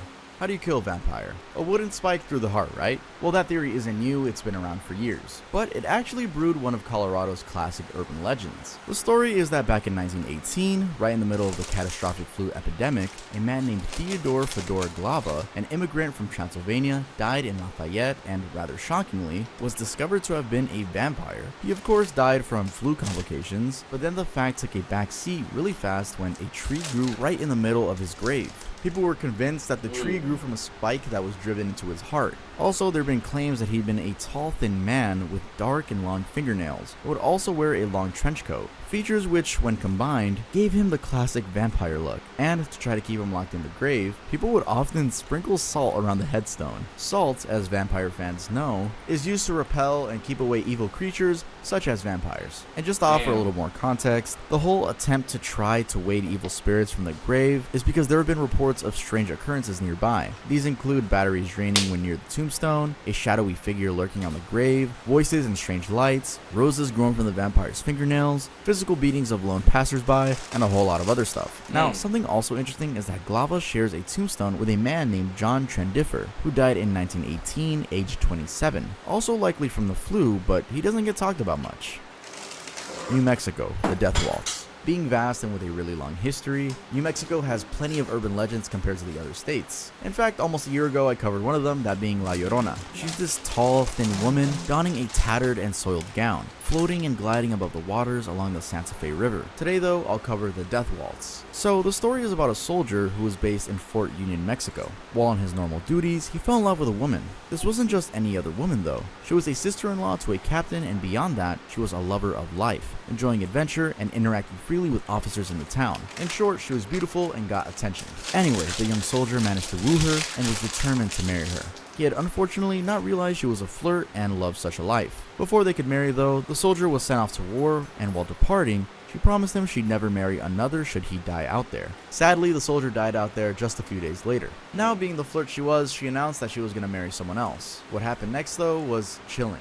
Apparently, while in the wedding's decorated ballroom, dance in progress, a door flew open by itself, a breeze of wind felt, and a strange cry, unlike that of a human, sounded out as candles dimmed. It was the ghost of the soldier. He grabbed her and began dancing as the band and her husband went into a trance. The ghost is said to have sucked the life out of her in the process. Yep, he really said, if I can't have her, no one. Damn. Damn, homie said, if I can't have you, nobody can. But I know what actually happened. He took her soul so she can cross over with him, because he knew that deep down she was depressed and didn't want to marry another man, and she couldn't go on with life. She was about to take her life that day. This is my theory. She was getting ready to take her life that day. So she's like, you know, baby, I'm gonna come back from the ghost world. I'm gonna take you. I'm gonna dance with you. Take your soul. We're gonna ascend to the soul world together. That's what happened, bro. That's what happened. I promise you, that's what happened. It's a true story. Let's head on to Hawaii. Hawaii, USS Arizona at Pearl Harbor. December 7th, 1941 remains one of the darkest days ever in Hawaii's history, and the US at large. This was the day when a ship, the USS Arizona, boarded by 1,177 crew members, was bombed and sunk at Pearl Harbor in Honolulu, Hawaii. Over 2,400 people were killed in the wave of attacks done on that day, and due to the sheer amount of loss in the USS Arizona, its attack went into the history books as the largest loss of life on any US war vessel. Now, the vessel sits in the harbor as a tribute, but then somehow reeks of ghost activity. It is alleged that the servicemen from the vessel are still patrolling the area. In 2011, for example, an Australian family that had visited the harbor captured this rather chilling image beneath the waters that sit directly above the wreck of the vessel. Per most accounts, Is that a the face face? looks like the young and sad face of a sailor. There's also a story about a sailor who apparently abandoned his post during the attacks and got shot. It's claimed that his spirit haunts the deck of the vessel, especially during the low tide. Now, those are just two of the many more ghost stories. Nah, bro. Nah. I believe them, man. Especially if all that death happened, bro. I bet you if I went there, I would feel the atmospheric pressure change. There's so much death. There's so much lingering souls in that damn boat, bro. I believe them. I'm thinking that no one should be going there, bro. It's haunted. It's haunted. On the vessel. There have been reports of strange noises, voices, and pacing footsteps being heard in the area. An episode of the Ghost Hunters show back in 2011 confirmed some of these accounts by also reporting paranormal activities like voices, music, seeing and hearing movements, objects moving around overnight, and a lot of similar stuff. Also, Ford Island, which was like the hub of the warships, is also said to be haunted, with residents even claiming to see shadowy figures that disappear upon approach. They also report footsteps near their homes, water faucets turning themselves on, radios changing stations, and a general sense of panic in the area. Creepy for sure. North Dakota. Gene Hilliard's miracle. Most urban legends, while honestly scary, seem like distant tales from the past. However, North Dakota has a fairly... Who the hell lives in North Dakota? I forgot all about North Dakota. What is it like in North Dakota? What is it like? Are there bad shorties there in North Dakota? I forgot all about North Dakota. Who lives in North Dakota, bro? Recent story, and this one's actually true. This is a real event I'm about to tell you guys. Basically, it's the story of Gene Hilliard, who, aged 19 at the time, had her body freeze at negative 30 degrees Celsius overnight, but then managed to recover. It's said that in the December of 1980, she had been on her way back home, her home being Minnesota, from an outing with friends, but then due to bad weather, she skidded off the road and ended up in a ditch. Luckily, she had a friend that lived just a few miles away, and so she decided to walk there and ask for help. I mean, she even had the appropriate clothing for the weather: western boots, a coat, and mittens. However, before she got to the house, by sheer bad luck, she tripped, fell, and lost consciousness. She apparently was found 6 hours later, completely frozen. She was basically a solid block of ice, quote unquote, stiffer than a board. Her friend, Wally Nelson, had instantly recognized her after seeing her in her front yard and rushed her to the hospital 10 minutes away. She had been so cold that doctors didn't have any hope with her. It was even difficult to get an IV into her arm. They began warming her up with an electric heating pad, anticipating her official death. To everyone's surprise though, she woke up after a few hours in spasms. She completely recovered, and there was no convincing those who witnessed it that it wasn't a miracle. From being... She's a ghost. I'll confirm it now. She was a ghost. She was brought back from life from the Lord himself, bro. But that's a ghost walking with us. That's a ghost. That's a ghost. like meat out of the freezer to being functional again. South Dakota. Gitche Manitou murders. In the extreme northwestern corner of Iowa, there's I was not even admit that was a true story. a small nature preserve called Gitche Manitou, though in Iowa, the same preserve is really close to South Dakota, just a little southeast of Sioux Falls. So, this story sort of transcends both states, and it's a rather bizarre one with a well-documented history. The legend in general claims that Gitche Manitou is a haunted place and gives two reasons. First, it was an ancient American Indian burial ground, and second, in 1973, 4 teens were brutally murdered there. Now, while there are no specific accounts on how the hauntings happen, the overall claim is that it's particularly intense at night. Most claims lean on the cruelty of the murder incident, which in summary took place on an evening of November 17, 1973, after 3 brothers, Alan Fryer, David Fryer, and James Fryer, attacked 5 teenagers. Roger Essam, I heard them names. Didn't they make a movie about this? I heard them names before. 18, Stuart Bade, 18, Dana Bade, 14, and Michael Hadrath, 15, who had been camping in the woods. The brothers, impersonating narcotic officers, not only confiscated the marijuana the teens had, but also ended up killing them in cold blood and leaving their bodies out in the woods. They also raped one of the teens who survived and became a witness against them. They'd later tell the court they thought narcotic... Damn. That's why I'm glad that we have body cams now, bro. Them cops back in 1970, bro, they had no background checks, no nothing. They were just hiring anybody, bro.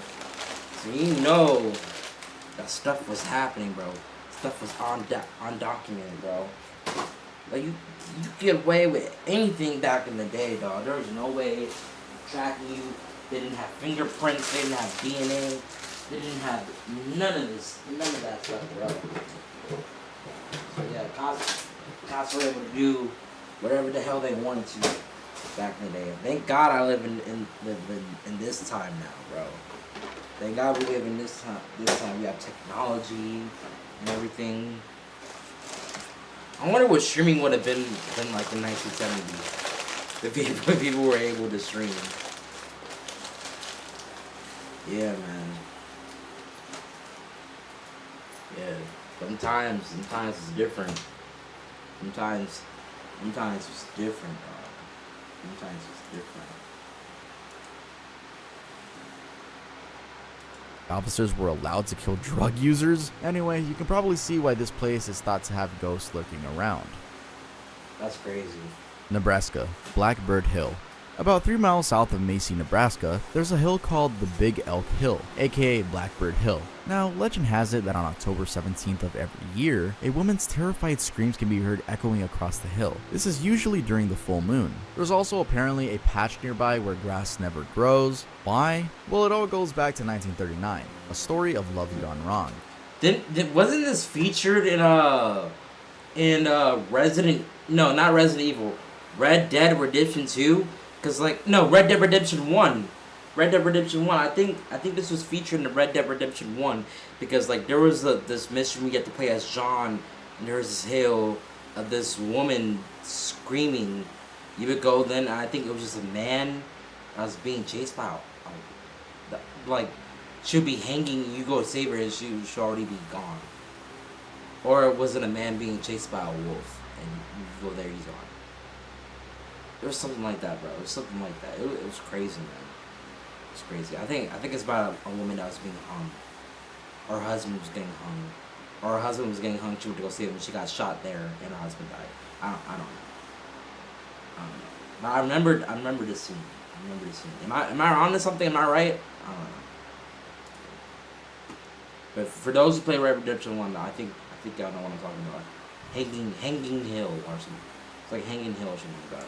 A story that a white man told the Omaha tribe. This happened in the mid-18th century. The white man had gone on a business trip and was to return home after a while and marry his lover. However, he got shipwrecked on his way back, and for 5 years he couldn't get home. And when he did, whole different story.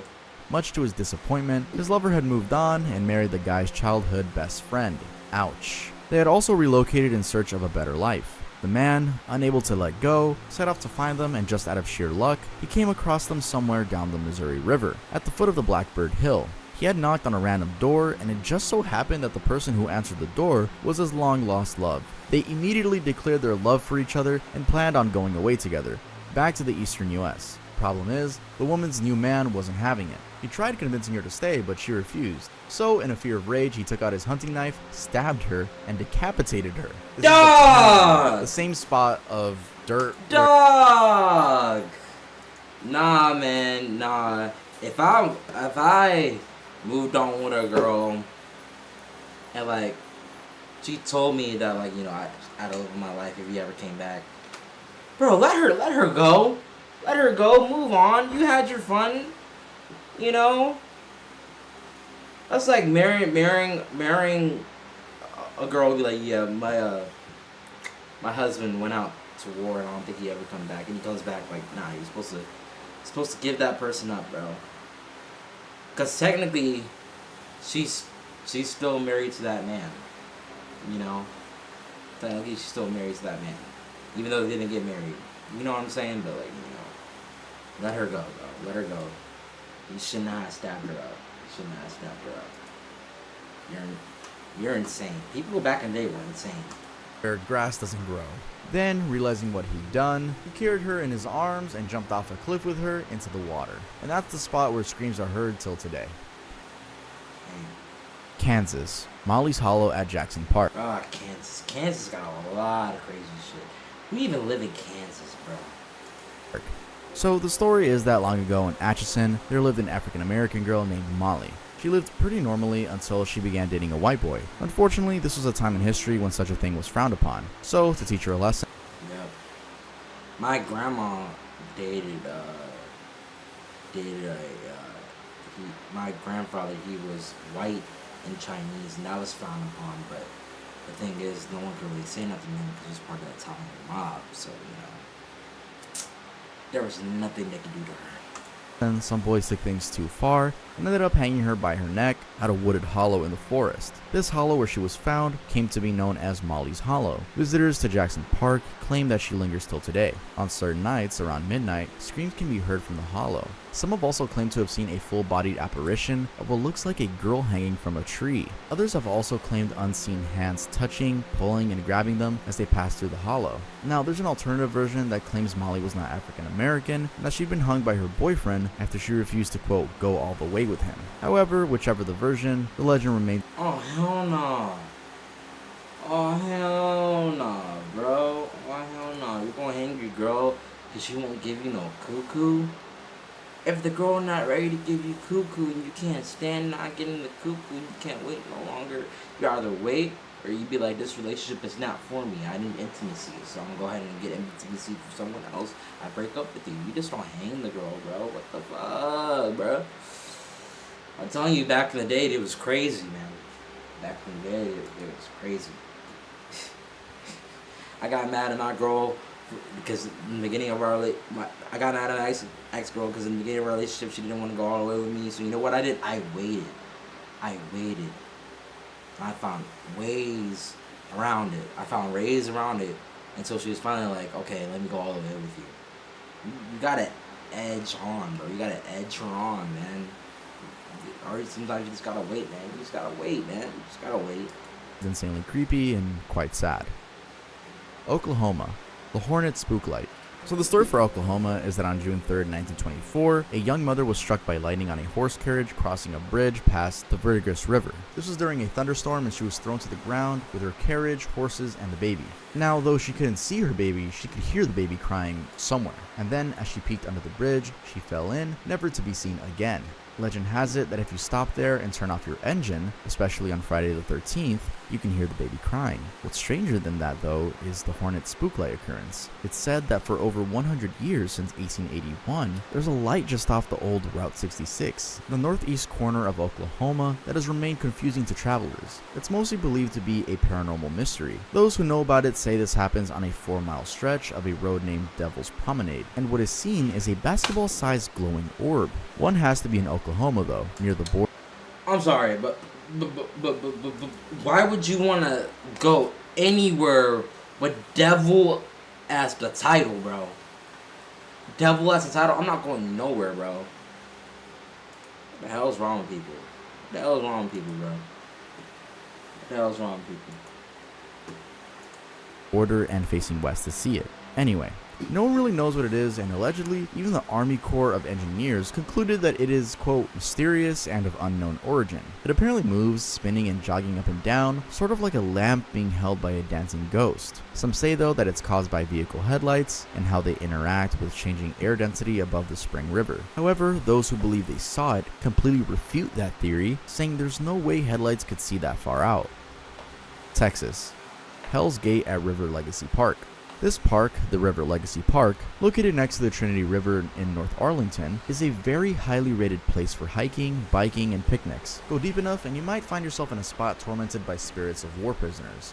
Apparently, there's this one ancient trail that goes through swampy areas and overhanging trees and ends at a couple of wooden fence posts that once held up a gate. In that area, there's a large dirt mound that is alleged to have been the execution ground for Union Army spies during the Civil War period. So basically, the gate would open up to a nearby tree, which is where the hangings would take place. At this location, people have reported strange occurrences, including voices in the air, some speaking things that can't be quite made out, while others quietly praying or sobbing. These are believed to be the ghosts of the spies reliving the moments when they were being led to their deaths. Other experiences in the area include reports of people feeling uneasy, nervous, and even like they're being watched. It also gets unusually cold. Even weirder, some have reported seeing a lone figure standing nearby.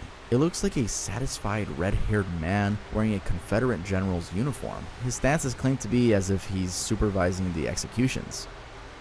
Minnesota, Glen Sheen Mansion. In Duluth, there's a It's cold in Minnesota. It get cold like Minnesota. Cold like Minnesota. It get cold like Minnesota. Cold like Minnesota. If you can stay up off the streets and you can't take the heat, you need to stay up off the streets if you can't take the heat. Cause it get cold like Minnesota. Cold like Minnesota, homie. Thank you for the follow. Hey, homie, I can share. No. But it get cold like Minnesota. Cold like Minnesota. It get cold like Minnesota. Cold like Minnesota. waterfront property on Lake Superior that dates back to 1905 and is considered a great example of the design and architecture prowess of the Midwestern U.S. in the 20th century. Originally owned by Chester. Okay, I'm gonna go ahead and stop this recording because this recording is got an hour long. I'm gonna go ahead and start a new recording. Anyway. Adgate Congdon, the mansion is said to have cost a little shy of $900,000 at the time, and over the years it has really maintained its original form and elements, including furniture, that it's considered a historic site. Now the big twist is that somewhere along the way, a murder happened there and it became a haunted house. The story is that in 1977, Elizabeth Congdon, Chester Congdon's youngest daughter, was found murdered in the mansion. She had been suffocated inside her older sister Helena's bedroom. Her nurse, Velma Piatila, was also found murdered. Then, quite strangely, a while later, the jewelry and other items that had disappeared from the house were found worn by Marjorie Congdon, Elizabeth's adopted daughter. She became the first suspect, but soon enough, police figured out it was Marjorie's husband, Roger Caldwell. He got tried, then conceded to the charges and got jailed. He did later get out of prison in 1988. He committed suicide and left a note claiming his innocence. Ever since, the house began being haunted. Guests, and even people passing by, have claimed to see apparitions of two women in the upstairs window. That's the window where one of the murders took place. In the basement, it's also said that a dark, shadowy figure lurks, and some have claimed seeing objects move on their own, and lights flickering on and off also on their own. Sometimes the library also gets this otherworldly mist, which people have said is the ghost of Elizabeth visiting her favorite place in the home. Overall, one of the creepier ones on this list. Iowa, Devil's Chair and the Angels. Iowa 2. Devil's Chair. It's a let me guess. Is the Devil's Chair about that man that died in a chair? I think it was at a restaurant, and when he died, he said he would haunt anybody who sits in his chair. And the chair, we used to sell that restaurant, people used to sit on it, and whoever sat on it would die. So it got to the point where the people had to hang the chair up in the restaurant, so no one would ever sit in the chair, and the chair is still haunted. Like if anyone sits in that chair, you get sent to the shadow realm. Is that story, or is it not? Pretty sure it's that story. Let's see. Who has legends around cemeteries, but for some reason, statues, casts, and such seem to dominate among legends. I have three particular ones in mind. First, there is the Devil's Chair in Guthrie Center. Located inside the Union Cemetery, this chair sits between two unmarked graves, and apparently, if you sit on it, had luck. Unmarked graves. Unmarked graves. Stop hanging out in an area with unmarked graves, bro. Or even death might follow you. Some say that if you are psychic and sit on the chair, you might hear the dead talking to you. Also, there are times when the devil himself comes to sit on the chair, and you can tell from a strange Nope. Devil, you can have that chair. smell encompassing the area. He mainly does so on Friday the 13th and 17th of April. What is up with Friday the 13th? That's like actually like real, like that's a real thing? I thought Friday the 13th was only a pretty... That scared the hell out of me. Thank you for the follow, homie. Thank you for the follow. But I thought Friday the 13th was only like the Jason Voorhees. No. Freddy Krueger? No, Jason Voorhees. I thought it was the Jason Voorhees thing. I didn't know that it was like an actual, like, true, real-life event. A given year. This is usually around What's up? 3 a.m. Second, there is a Black Angel statue found at Fairview Cemetery in Council Bluffs. Christened the Black Angel of Council Bluffs, this statue is said to follow people with her eyes, and quite pleasantly, quote, bless whoever touches her with sickness. This niceness, however, is not all there, as some claim... Shout out. Why are you showing up on Twitch? Jason 6... Too many numbers. What's up, bro? Thank you for the follow. I don't understand why Twitch chat's not showing up on my Caster Labs. Hold on a second. Hold on a second while I fix it. Astrolabs.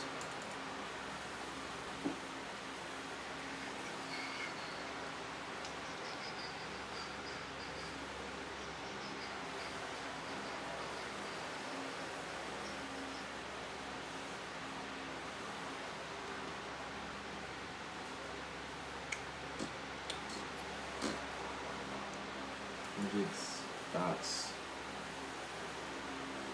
alerts, chat box, dashboard, docs. How do I add? Yeah, I already know how to do that. Docs. Let me check it. No, like, how's there? Settings. Accounts. It says Twitch is connected. Authorize. Success. Alright.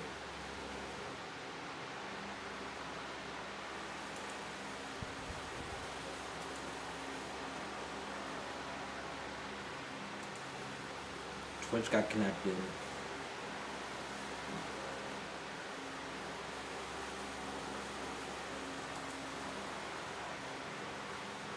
Oh, so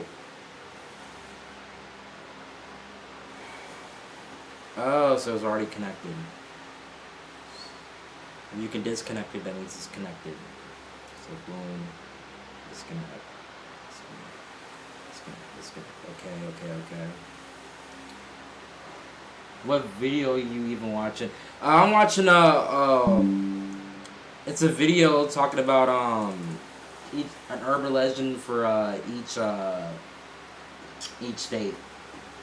But for some reason your chat box was not showing up on Casper Labs. So I'm gonna go ahead and fix it.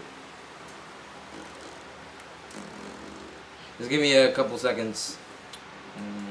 Widget, docs, stream, copy that. Boom, go to docs, go to custom browser docs. Boom, boom, Control V, title it,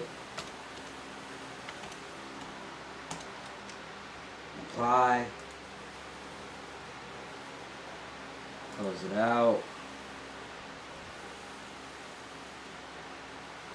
Boom, boom, boom, boom, boom.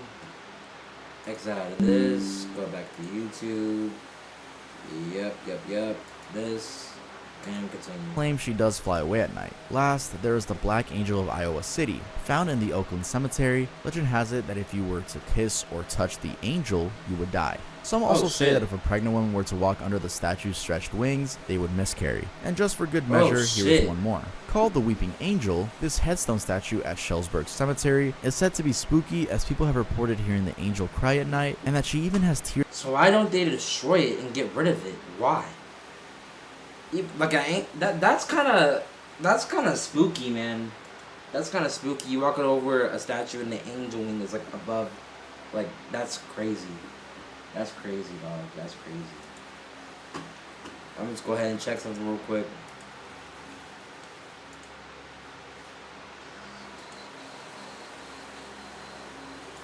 I think homie left. Yeah, I think homie left. Man, he left. But I got another follower. So I've got 2 people in here.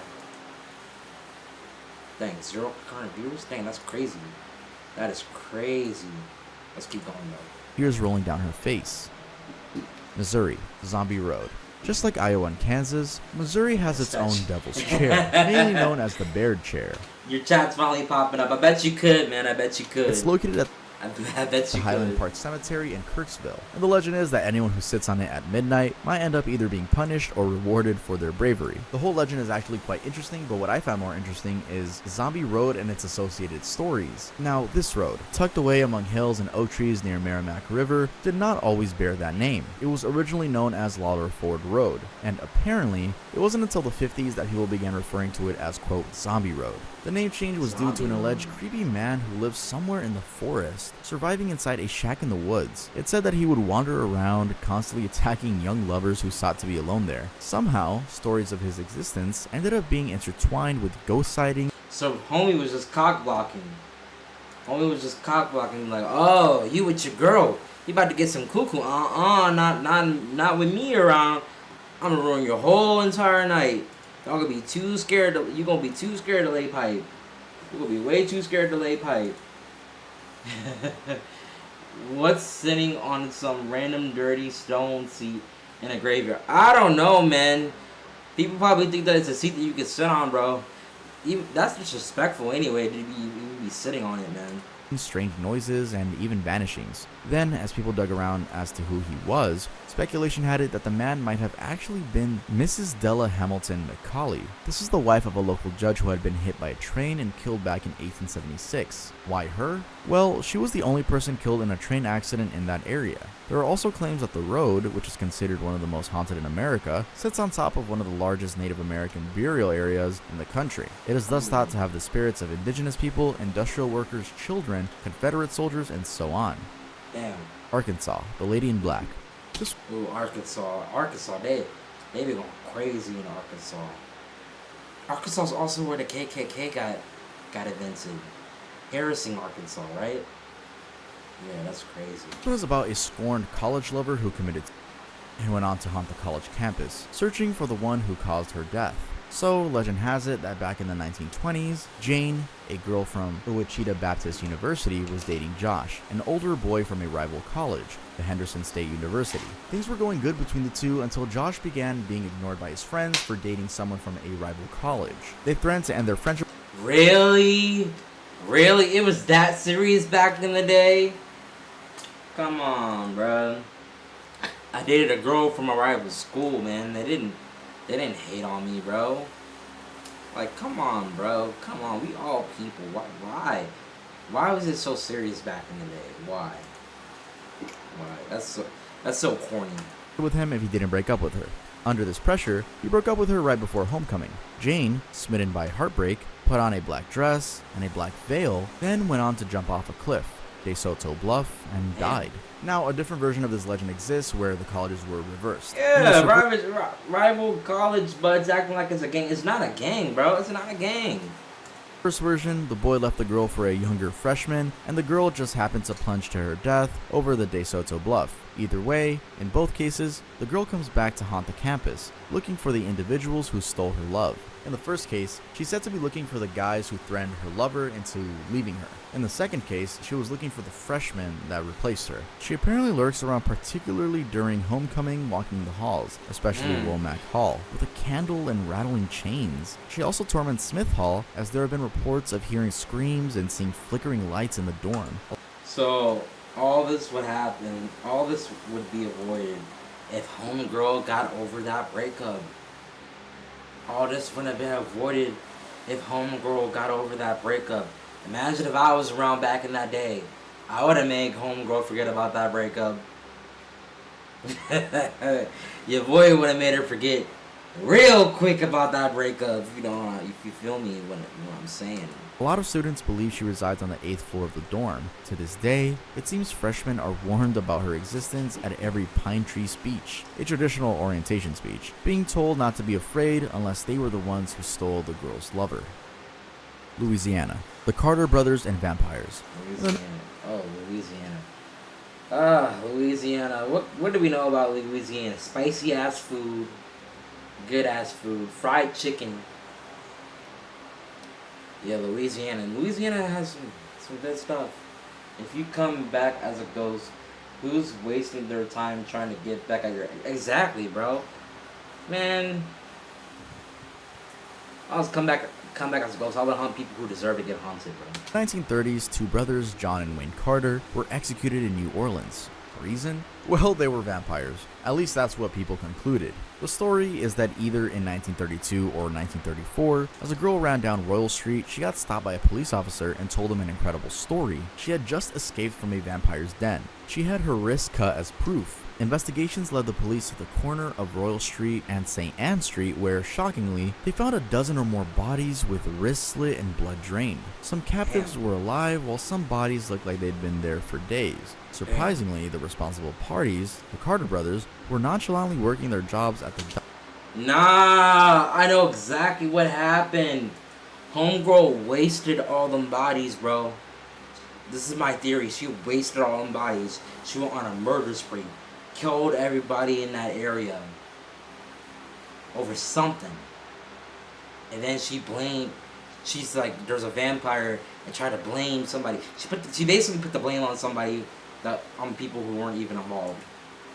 And now there's a whole myth about it.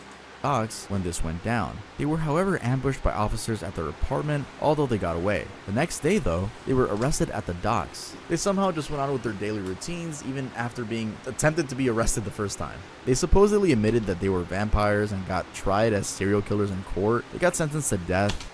Nah, bro. When it said they're vampires, they're probably trying to describe their gang, bro. Could you imagine the girls said there was vampires, and like the dudes were like, yeah, we're vampires the whole entire time. They were just trying to rep they set. I've been coming up with crazy theories, man. They were just trying to rep they set, and they got sentenced to death. That's crazy, bro. They were trying to rep they set, bro. And in an even creepier twist, once buried, there's a time their tomb was open and their bodies had disappeared. It's alleged that they're still seen around their apartment, on the balcony. Strange things related to the vampires have also apparently caused some of the modern tenants to break their leases. Nah, Wisconsin. that Boy girl Scout Lane. murdered all them In people, Wisconsin, man. west of the Wisconsin River Golf Club, there's a road called the Boy Scout Lane. It's an unpaved passage about 2,500. Should I react to some music? I think that yeah, matter of fact, after this, cause I'm gonna end stream soon, maybe. But how do you feel about reacting to the Baby Keem album, Jason? How do you feel about reacting to that? Because I wanted to react to it, but I wasn't. I can't because I stream on YouTube, and YouTube. Okay, bro. So if you stay in chat, we're gonna react to the Baby Keem album. We're gonna react to the Baby Keem album, and we're gonna post that reaction on YouTube after we get done with this video. So we got like 30 minutes left in the video. We're gonna get through this video, and then we're gonna react to the Baby Keem album. I'm gonna end the stream off YouTube, and then we're gonna react to the album. 100 feet long, sort of sandwiched between Little Chicago Road and Cemetery Road. Now, legend has it that along this lane, back in either the 1950s or 60s, a group of Boy Scouts were murdered while out on a trip.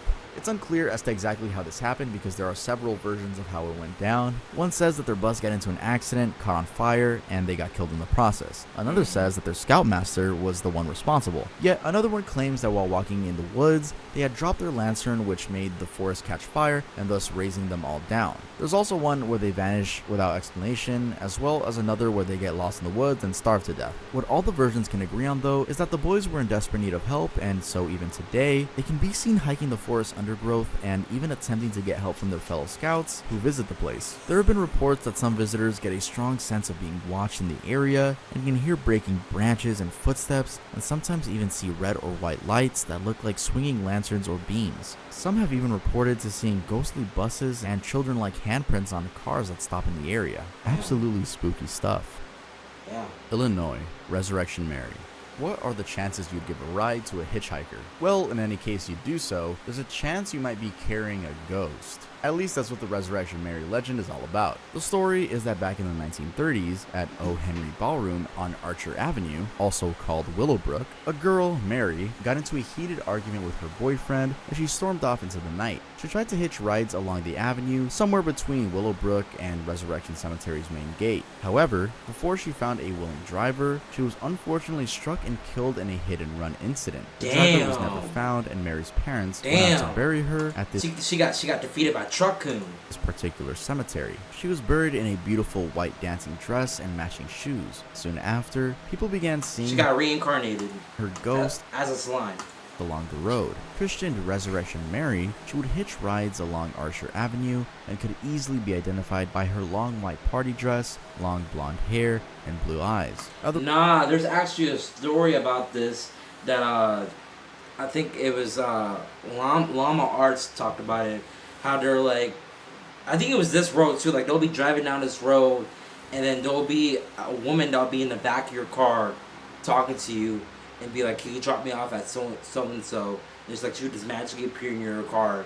You'll be driving and trying to get to your destination. You turn back around, she's gone. She's gone. But yeah, I think Llama Arts made a story about that. Reports have claimed that she wears a thin shawl and dancing shoes, and carries a small clutch purse. Now, what's really creepy about her alleged sightings is that sometimes she'd be picked up by unsuspecting people somewhere away from the cemetery and disappear as soon as they got to the cemetery area. For example, in 1939, a man named Jerry Pallas said he met a girl at Liberty Grove and Hall at 47th and Mozart Avenue. She told him her name was Mary and that she lived at Damon Avenue. In his recollection of her, he said she was really quiet and was oddly cold to the touch. Anyway, on the way to drop her home, why are you touching her? She said she liked to go for a drive down Archer Avenue. She suddenly asked him to stop the car, exited, and disappeared into the Resurrection Cemetery. That would be the first of many similar incidents. Damn. Michigan, the Michigan Triangle. I'm sure you've heard of the Bermuda Triangle. It turns out yeah, we all heard about that. People can't even fly above that shit. That Michigan has its own version of it. Christian, Oh, wow. the Michigan Triangle, it's an area that stretches from Ludington all the way to Manitowoc, then down to Benton Harbor, and back to Ludington again. The area has been said to experience all sorts of strange phenomena from UFOs, disappearances, shipwrecks, and even plane crashes. For example, in September of 1979, a French ship, the Le Griffon, while headed off to Lake Erie with about 12,000 pounds of fur, disappeared in the triangle never to be found. There's never been a single trace of it, not even the wreck. Then, in 1891, Thomas Hune, a schooner, while headed for Muskegon, encountered bad weather around the triangle and again disappeared with its 6 sailors. The company behind that vessel, Hackley Hume Mill, even offered $300 to anyone who could help trace it, but no one could find it. Though it was actually found in 2007, 150 feet below the surface. Other ships that disappeared in the spot under questionable circumstances include Rosabelle in 1875 and George R. Donner in 1937.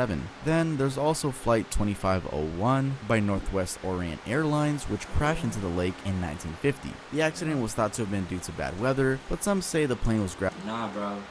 It's some type of magnetic force that's there. And if you get, like, planes get stuck by it, because planes, like, they have metal. It's all made of metal. So it instantly just gets pulled in. It's a magnetic force, y'all. By a UFO because 2 police officers at the scene had seen 2 red flashing lights after the accident. It had 55 passengers and 3 crew members inside. Then, in an equally strange incident, Aero L-39 Albatross, a single engine being flown by Don Scholar and Don Rodriguez during an air show, disappeared in the spot. It just vanished from the radar, never to be seen again. Oh, and even creepier, in 1978, a man named Stephen Kabaki disappeared in the triangle while out for a short skiing trip, only for him to resurface more than a year later with little to no memory or recollection of the time he'd been away. Oh, wow! 100 Steps Cemetery. That's As like you might some guess from the alien name, shit. 100 Steps Cemetery has something to do with 100 steps, but we'll get to that. First, also known as Carpenter Cemetery or Cloverland Cemetery, this burial ground located halfway between the cities of Brazil, Indiana, and Terre Haute has a history that goes as far back as the Civil War, and surprisingly, it's still actively being used today with renovations, even having been done on the steps just a few years ago. Now, while seeming quite serene and peaceful by day, apparently, the place turns really spooky at night, especially at midnight. What happens at midnight? Well, legend has it that if you climb the stairs at midnight, counting each step on your way up the hill, you should have 100 as the final count. If so, then the ghost of the original caretaker of the cemetery would appear to you and tell you the date and nature of your death. Then, just as you counted on your way up, Hell nah. Hell nah. Hell nah. I don't want to know about my death. I don't want to know about my death. I don't want to hear the description of my death. We're not even gonna walk up them steps. We're not even gonna walk up them steps. Fuck them steps, bro. I never want to see them steps. Way down. And if your descending count is not 100, then the caretaker you just talked to will appear and kill you. Other accounts also add that as you count, hands might appear out of the ground and try to trip you, or you might try to hear sounds like cries of children, all in your attempt to disrupt you. There are still many variations of the legend, including one where the caretaker simply refuses to show you your future, and also one where your feet sink into the ground, although the steps are made of concrete. Now, the cemetery is usually closed to the public from dusk till dawn, but this doesn't make the story any less creepy. Kentucky, Sleepy Hollow Road. Near the town of Prospect in Jefferson County, there's a wine. Sleepy Hollow. I heard about Sleepy Hollow. I also heard about Deadly Hollow. Winding two-lane road called the Sleepy Hollow Road. Why is it called so? Well, it has a tree line so dense that in many places, it's more like a canopy. Apparently, driving there at night, nothing else lights up the way other than the vehicle's headlights. Even during the full moon, light hardly makes it down to the pavement. It's all dark. Worse still, in some places, veering off the road would mean an almost 30-foot drop into embankment. Thankfully, there are guardrails to prevent that. By day, the road is said to be quite scenic. Now, legend has it that at night, there is usually a mysterious black hearse that can be seen on the road, and it normally causes drivers to veer off and fall to their deaths. Those who have witnessed it say it appears first as headlights on the rearview mirror, approaching fast and coming too close. Unsuspecting teen drivers have often thought it was either a friend of theirs playing games on them or a cop trying to pull them over. However, soon enough, they find out it's neither, as the hearse not only causes them to dangerously speed, oh my god, by coming too close, but also starts ramming them from behind. It then comes all the way beside their This motherfucker said pause. He said pause. Oh, got a weirdo in chat. Got a weirdo in chat. We don't talk to weirdos. We don't talk to weirdos. Jason, what's up, bro? Jason, what's up? You're not the weirdo. This person's the weirdo. We going to block. You're banned. Thank you. Jason, you've been pretty cool. I'm not gonna ban you, bro. You've been pretty chill in the chat. I think you're a real person, Jason. So yeah. Jason, you can stay. But weirdos trying to do that, they get banned.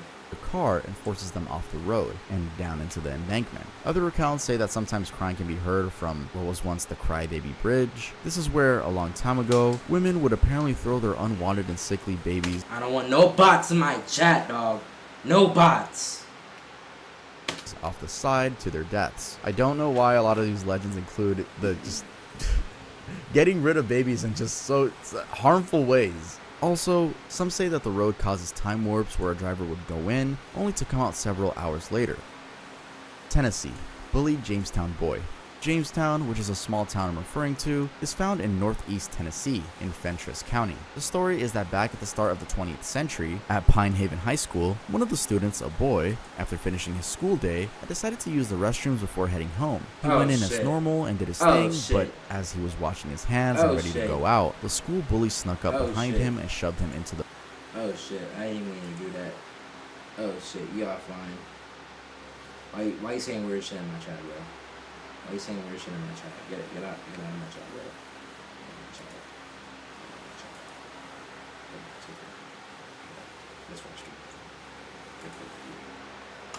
The mirror.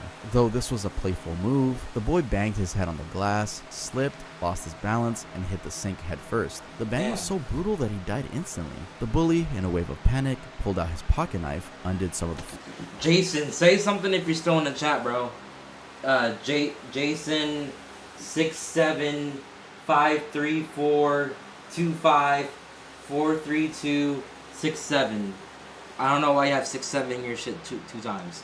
But if you're still in chat, say something, bro. Say something, bro. We're gonna speed through this video. We're gonna react to the album. But if you're still in chat, say something, bro. floorboards and quickly rolled the body into the ground, reattaching the floor afterward. Some say that the boy had not died upon impact, and what killed him was being shoved underneath the floorboards, left exposed to the cold all night while being crucially wounded. Anyway, I don't think a few days Jason here, later, y'all. puzzled by a strange smell from the restrooms, a teacher got on the case and the boy's remains were later found. It's unclear what happened after, but apparently, the boy's death was the beginning of that restroom getting haunted. Locals believe that if you go into that restroom and look into the mirror, you can see that boy standing behind you. Mississippi, Mercritis. Arguably one of the weirdest Mississippi urban legends is this disease from the 1950s that apparently caused men to drive women insane. So the disease was called Mercritis, and whether real or not, people back then believed it's... Oh, bro. Bro, that's not a disease. That's something we do on a daily basis, bro. That's something we do on a daily basis. What do you mean that a disease, bro? That's not a disease. That's a skill. We do that shit every day, bro. Spread to the US from Europe and exhibited different symptoms between men and women. Thought to have been due to ingesting a large amount of paint or lead, the first case, again, was alleged to be from Europe where a man, full of paint or lead, released a chemical that made nearby women, quote, descend into a homicidal rage. They apparently chased him down through a seaside village and in a desperate attempt to escape, he jumped into the icy cold waters. With no speck of hesitation or care for their own safety, the about a dozen women jumped in too and unfortunately drowned in the process. In Mississippi, after men had ingested lead, apparently women were so enraged by the chemical that the men released that they swept through the streets with a mission to kill every man they could lay their hands on. Oh my Now, while some gosh. believe this is just a legend, others think it was a true disease and that it got covered up by the community because no one had a cure. That's really right. This is definitely one of the more silly ones on this list. Now let's head on to Ohio. Ohio, Rogues Hollow. Kentucky has Sleepy Hollow, this deserted road where a ghost hearse runs drivers off the road. Well, it turns out that Ohio has kind of a similar thing going on. Called the Rogues Hollow, apparently most Doylestown's residents don't even know it exists. This is despite the disturbing things that have been reported there, from a crybaby bridge, a haunted mill, and even a headless horseman. Part of its arguably past is that it's said that the Hollow was once a place of outlaws and gangsters. They used it as their hideout, and unsurprisingly, shootouts and robberies were commonplace there. And these sorts of activities went on until the 20th century. All that is interesting, but then one quite unnerving story that stands above the rest is that of the headless horseman. It's alleged that in Oh, yeah. Yeah. With this part is Ohio, yeah. The Headless Horseman. Yeah. Yeah. There's talk about the Headless Horseman all the time. Y'all, every time I think about the Headless Horseman, I think about Karen. Karen from Red Dead Redemption 2, man. That was a sad scene, man. Like, here come Karen. Oh shit, his head is in his lap. He had his head in his lap, bro. Them Andrescos was not playing, bro. That game was moving viciously, bro. the 1800s, at the top of a hill near Route 65, there stood a ghost oak tree. The tree had a branch that hung so low that most riders had to duck to avoid it. One unfortunate horseman, though, weighed down by ice and going full speed, struck it and it severed the horse's head. From then on, riders began reporting they would see a devilish creature sitting on a headless horse beneath that tree. Also worth mentioning is that the Crybaby Bridge nearby has an equally chilling story. Apparently, a family once had an accident there and they instantly died. The baby, though, remained alive and starved to death slowly. Bro, that shit would happen if y'all just simply cut the tree limb. Cut the tree limb, bro. Cut the tree. I know you had axes back in the day. Go over there, walk over there, and cut the tree limb. Stop making these ghosts appear, dog. Slowly, their cry can still be heard in the area. Alabama. Oplica's Springville Sweet home Alabama Mansion.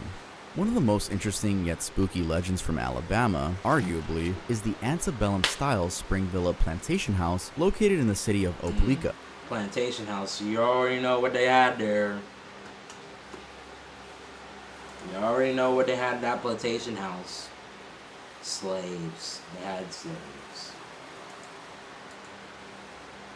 They most indeed had slaves. So apparently in the 1800s, a couple, Penn and Mary Young, had the house built for them by Horace King, a former slave to Mary's father, John Godwin. What did I tell you? Maybe a little bit of context here. Horace built it as a kind gesture to Godwin's children. He was sort of trying to take care of them as his own out of the kindness his father had shown him, although they had already freed him after Godwin's death in 1859. Anyway, the two did not entirely live in this house, using it instead as a country home for lavish entertainment, seeing as one of the businesses Penn Young was controlling as a superintendent, Chihuahua Limeworks, was located nearby. And speaking of Penn Young, it's actually said that he was the go-getter kind of businessman, having had to learn to fend for himself since his dad died when he was just 12. He successfully dabbled in merchandising and gold trading before he set on limestone exploration in Alabama. But then it seems that part of this grind meant abuse of slave labor, because he did apparently make enemies among his servants, something that would come back to bite him. Specifically, what happened is that one day, just before he came back home, one of the servants hid midway up the spiral staircase, specifically on the 13th step,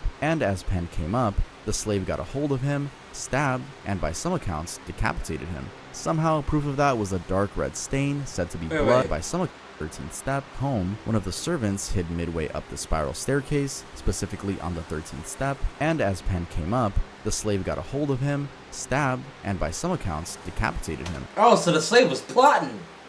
Oh, shit. That slave did not have a happy life. That slave was plotting. He was plotting. Damn, bro. They made it seem like he was like a happy life. Like, oh, I'm free. Like, nah. Like, yeah, I got my freedom, but I'm getting shit back in blood, bro. I'm getting this shit back in blood.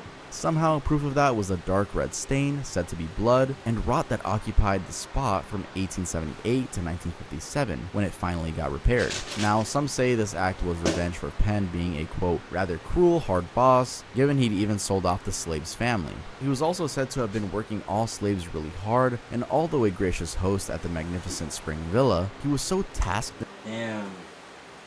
So that slave was on his Nat Turner. He did not care that he was free. He's like, yeah, you freed me, but you didn't free my family. You didn't free my family, cuh. I don't know where my family at. So I gotta get it back in blood. He was on his Nat Turner type shit, bro. You gotta respect it in some way, in some forms. Demanding of the servants. Anyway, legend has it that the 13th step, and the house in general, remain haunted to date. For example, there are two different accounts of people saying they've heard a piano being played inside the house by a ghost. In the surrounding woods and trees, it's also been suspected that a family of Bigfoot roams, as a paranormal researcher, Faith Seraphin, experienced it herself. As she sat on the stairs outside, something invisible climbed down of one of the nearby acorn trees, striking the ground and causing dirt and leaves to poof up. Anyway, the house is currently considered a landmark under the National Register of Historic Places, and people can visit it. Oh, wow. Maine, Pitcher Man. Legend has it that at Goose River Bridge, a man, or rather the ghost of a man, William Richardson, could be seen with a pitcher in hand, wandering around trying. My dog's barking. Junie! Junie! Junie bug! Why you barking, baby? Why you barking? You okay? You hungies? Want chicken nugget?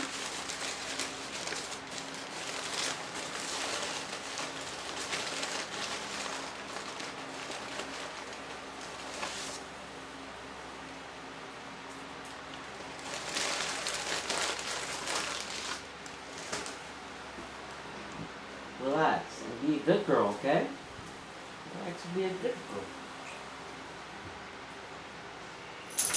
And to endear people. Passersby have claimed that the man offers them ale before disappearing into thin air. Also, for those driving, he sometimes even thrusts a pitcher through the car's window. Overall, he's pretty full of gestures. The question though is, how did he end up that way? Well, it all goes back to 1783, when the War of the American Revolution came to an end. It's said that Richardson was much celebrated by the Goose River Village, known as Rockport back then, for his efforts in aiding Samuel Tucker, a privateer who stole a British ship, by guiding him away from British troops. Some say he might have also fought in the battle. Either way, being proud of his role, a celebration was set up in the village and barrels of ale were brought out. Pitchers were passed around and they ensured mugs were constantly full. This party, however, went sort of overboard, and unfortunately, after having more than he could handle, Richardson wandered away into the night, and sadly he met his death. It's said that he either fell off the bridge or got killed by British sympathizers by being struck on the head with the back of a rifle and left to fall over the bridge. He would later be seen as a ghost wandering the bridge with his ale in hand. New Hampshire, legend of Goody Cole. There are quite a few urban legends in New Hampshire, but one of the interesting yet sad ones has to be the legend of Goody Cole. It's said that in 1656, people of the Hamptons were convinced there was a witch among them, a lady by the name of Goodwife Eunice Cole. Witches were frowned upon in the area, and unsurprisingly, they wanted her dealt with. This meant a trial had to be done, and as they wished, she ended up... So this was during the Salem witch trials era, I'm assuming. Ooh, man. Ooh. And I know some witches. My ex-girlfriend is a witch. She used to practice not dark magic, but like she used to practice incantations and magic. I miss her, bro. She was dope. But yeah, she used to practice practice that shit. But she didn't do no curse on anybody. She would use her spells to heal people. She was cool. She was a redhead. Yeah, I miss her. She was cool. I wish I could get back together with her. But I have no idea where she is, and I have no idea where her Instagram and none of that stuff is.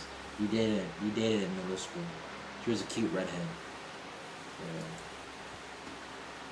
in prison, convicted of witchcraft. Dejected, she served her sentence in full, and in 1670, she was released and returned to Hampton. The problem was that her neighbors were still not having it. They accused her a second time, and she got subjected to yet another trial. Maybe, justifiably, she never forgave him for this. Even though that second trial found her innocent, she still held a grudge. This is also probably because they treated her like an outsider, exiling her and forcing her to beg and scavenge for berries in order to survive. Then, maybe as expected, after her death, she came back to haunt the area and was apparently responsible for quite a few tragedies. One of those was the sinking of a ship that killed 8 people. Good thing though, I think, the town decided to appease her spirit by exonerating her in 1938 and setting up a grave marker in her honor in the 1960s. It's said that since then, her spirit has been much more harmless. Vermont. The old... Nah, if I was her, I would have been like, that's not enough. That's not enough. I'm the whole town. Build a statue of me. Then I'll stop. Old Hayden House.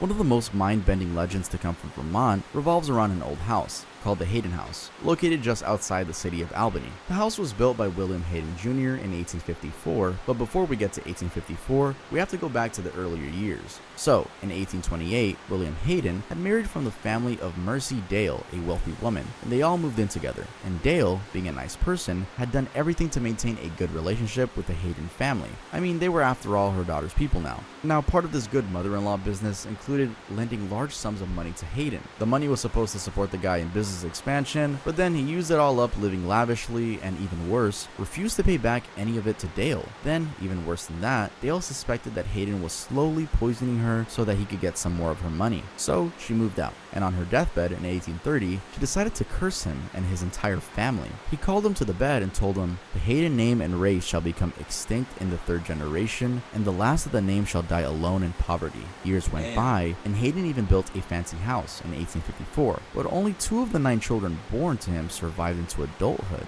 One of them, a daughter, died childless at 64, while the son, Will, died at 83. And though he had children, eventually all of them died with mysterious things having happened to them. Dale's curse seemed to have worked. Massachusetts. Route 44 hitchhiker.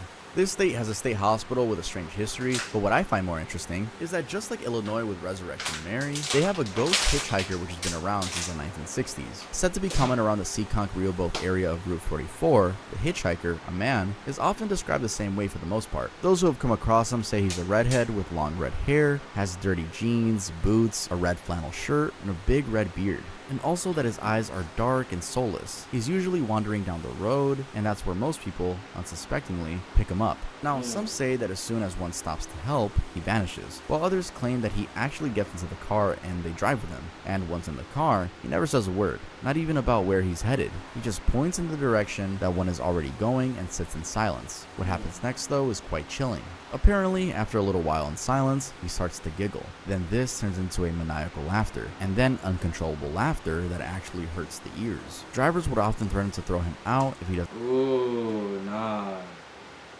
Bro, on his Heath Ledger timing, on that Joker timing, bro. He on his Heath Ledger. doesn't stop, but as soon as they do, he vanishes. However, it seems he never really vanishes, as some say his presence lingers after he's gone. For example, he might show up on the side window as if floating outside, or per one account, he might start messing with the car's electronics, for instance causing the radio to cut out. The laugh might also remain behind his voice, taunting the driver, even calling them by their name. Oh hell no. Rhode Island, the vampire panic. The short of it is that here, especially in a town called Exeter, people believe TB, aka tuberculosis, was a result of the dead family members coming back to consume the blood of those they left behind. Ghost vampires, if you may. And how do you stop that? Their solution was as absurd as it gets. They resorted to exhuming the dead and burning off the corpses, and in any case they caught any suspected live one, a vampire, they would dismember them. Apparently, the case of George Brown in 1892 is one of the authentically documented incidents related to this. Brown had lost his wife and 2 daughters in succession to the White Plague. His son was ill too. Now, although he initially wanted nothing to do with the body exhumation and burning rituals, villagers convinced him that it was the only way he'd survive. So he gave in. They exhumed corpses of his wife and daughters, and besides burning them, made him drink the ashes to keep himself safe. Fortunately, they didn't have no remedy of anything back in the day. They just come up with shit. Like, oh, this makes sense. This makes sense, and this does this. Like, y'all had no idea what was going on, bro. I had no idea what was going on, bro. It's crazy how tuberculosis was like a major threat to everybody back in the day, but like now we just have the cure for it. Like, we have treatment for it. That is so crazy, bro. He died a while later. Now, I don't want to say it's because he drank human ashes, but it might have been because he drank human ashes. Now, this madness all around Exeter was apparently so strange that news of it spread far and wide. It's even said it's what influenced Bram Stoker, the author of the novel Dracula. Connecticut, Norwich State Hospital. Are all Connecticut? Dun, dun, dun. state hospitals haunted? They probably are, honestly. But what most would agree on, including paranormal researchers, is that this specific one definitely carries a dark history and demonic energy. Like YouTuber Exploring with Josh captioned regarding his experience there, so many people lived and died within those walls that even skeptics would admit there could be spirits there. So what exactly went down in this hospital for the insane? Well, it turns out that for the close to 100 years it operated, 1904 to 1996, quite a handful of horrible things are alleged to have occurred. In 1914, for instance, a patient hung themselves. In 1919, a water heater explosion killed 2 employees. Later, Hold on. A water heater explosion? Can you imagine how devastating that is? I can't even imagine the pain. That's hot water, metal shards going through your body and ricocheting. That's crazy, dog. an employee got killed That is absolutely crazy. trying to cross the road. A nurse also killed herself at home, and multiple patients died while undergoing treatment or soon after being released following a quote successful stay. And these patients' deaths were tragic or violent. And if that's not already disturbing enough, it's also alleged that staff at the hospital, as unearthed in reports and investigations, had incidents of beating, starving, sexually assaulting, harshly restraining, and prolonged confining of its patients. Jenny! It's thus probably no wonder that the place is considered a hotspot of spirits. There are accounts, including by ghost hunters and Travel Channel's Ghost Adventures, of ghostly shapes, strange voices, eerie feelings, EVPs going crazy, and even spirit orbs. I thought he said EVPs going crazy. Now, something also fascinating about this is that the hospital is said to have been built on top of an ancient Native American village. New Jersey, Black Doctor of the Pines. 1 second, y'all.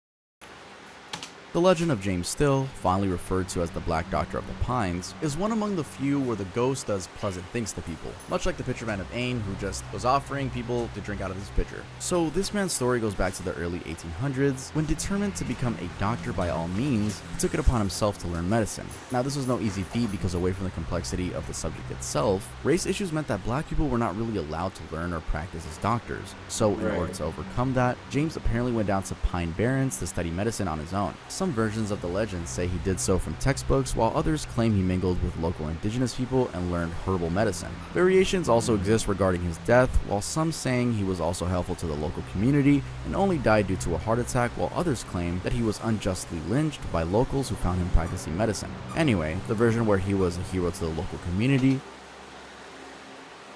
Nah, that second part was just the way. That second part was just a way for the white people to cover it up. I believe that the first version is true. That the first oh, wasn't. Wait. Go back. What did homeboy say? Also continues to say him practice and only died due to a heart attack death, while some saying he was also helpful to the local community and only died due to a heart attack, while others claim that he was unjustly lynched by. The second version is true. Not the first version, that died of a heart attack. Nah, that was just a way for the white people to cover it. The second version might be true that they lynched him. Like, come on. It was back in the day. A black man practicing medicine and making monetization from it? Hell nah. They didn't even want my black ass making monetization on YouTube. We just made another video about that previously during the first part of the stream. They didn't want my black ass making monetization for doing certain things. What makes you think they're gonna let this dude get some monetization over this thing? Hell nah.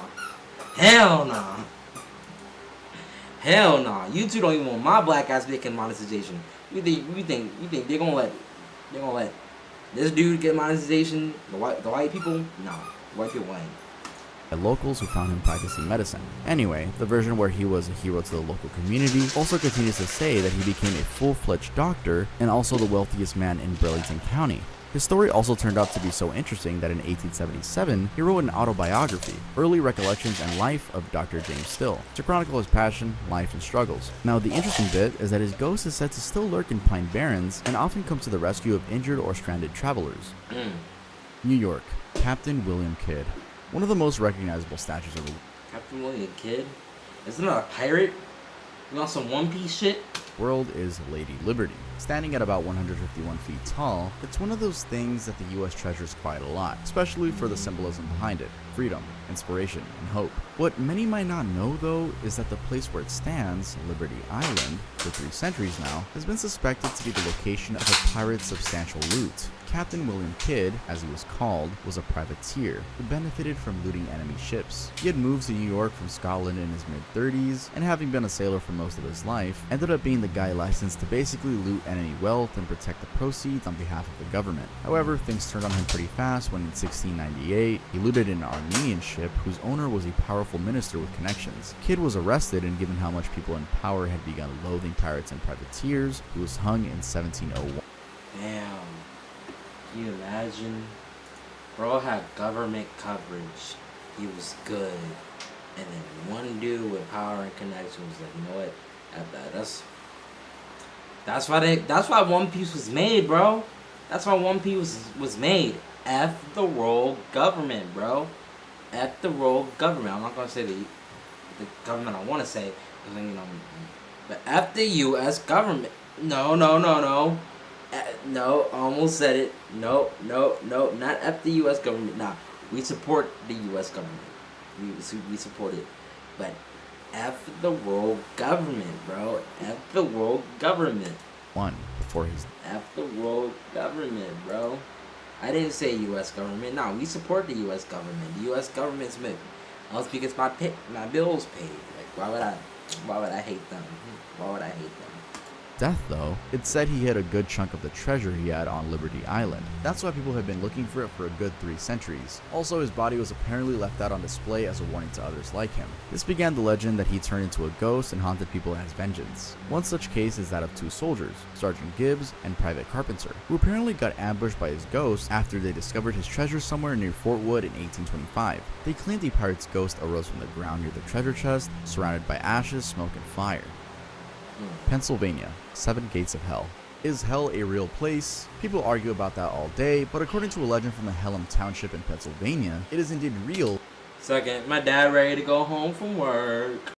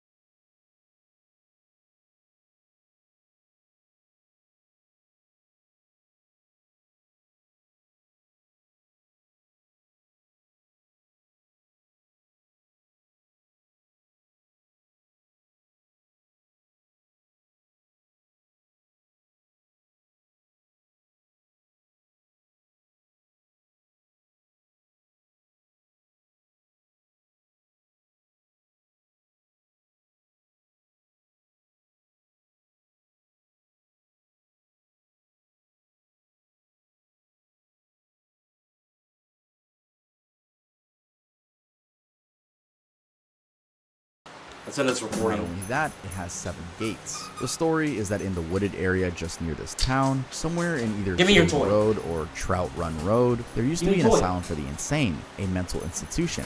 It was an isolated place, apparently because it housed such insane patients. Then sometime in the 1800s, for whatever reason, a fire broke out and Aw, razed man, the place, I threw it. including many of the I thought it was patients. gonna bounce. Some survived though, and they escaped into the woods. I thought I was gonna bounce, June June. I thought I was gonna bounce.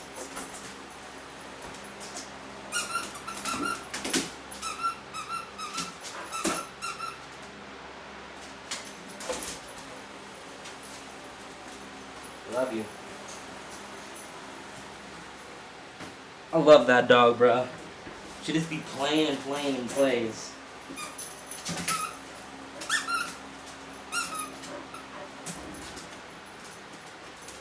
Did I lose connection? No, I didn't lose connection. I don't understand why this video is buffering. He's seen as a ghost wandering the bridge Oh, with his ale I don't know. and ham. New Hampshire, legend of Goody Cole. There are quite a few urban legends in New Hampshire, but one of the interesting yet sad ones has to be the legend of Goody Cole. It's said that in 1656, people of the Hamptons were convinced there was a witch among them, a lady by the name of Goodwife Eunice Cole. Witches were frowned upon in the area, and unsurprisingly, they wanted her dealt with. This meant a trial. Oh wait, I rewinded. That's what was going on. I rewinded.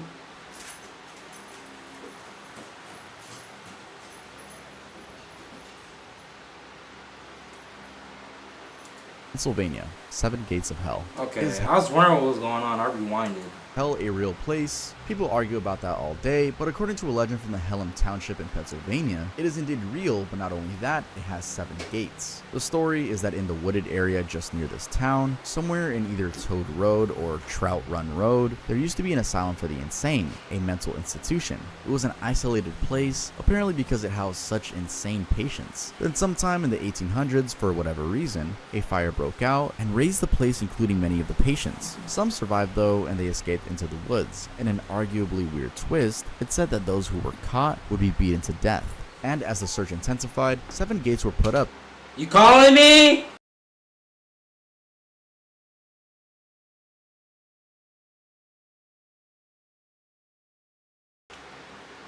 To trap the remaining. There is another version of this legend though that claims that an asylum never existed. Instead, the area belonged to a doctor who had put up a gate to prevent trespassers from coming in. Either way, a gate existed. The strange part though is that only one gate can be seen during the day, and the rest, 6 of them, are said to be visible at night. Even stranger, anyone who goes through the 5th gate is somehow never seen again. Another version says that anyone who passes through any of the 6 gates that are visible at night goes straight to hell.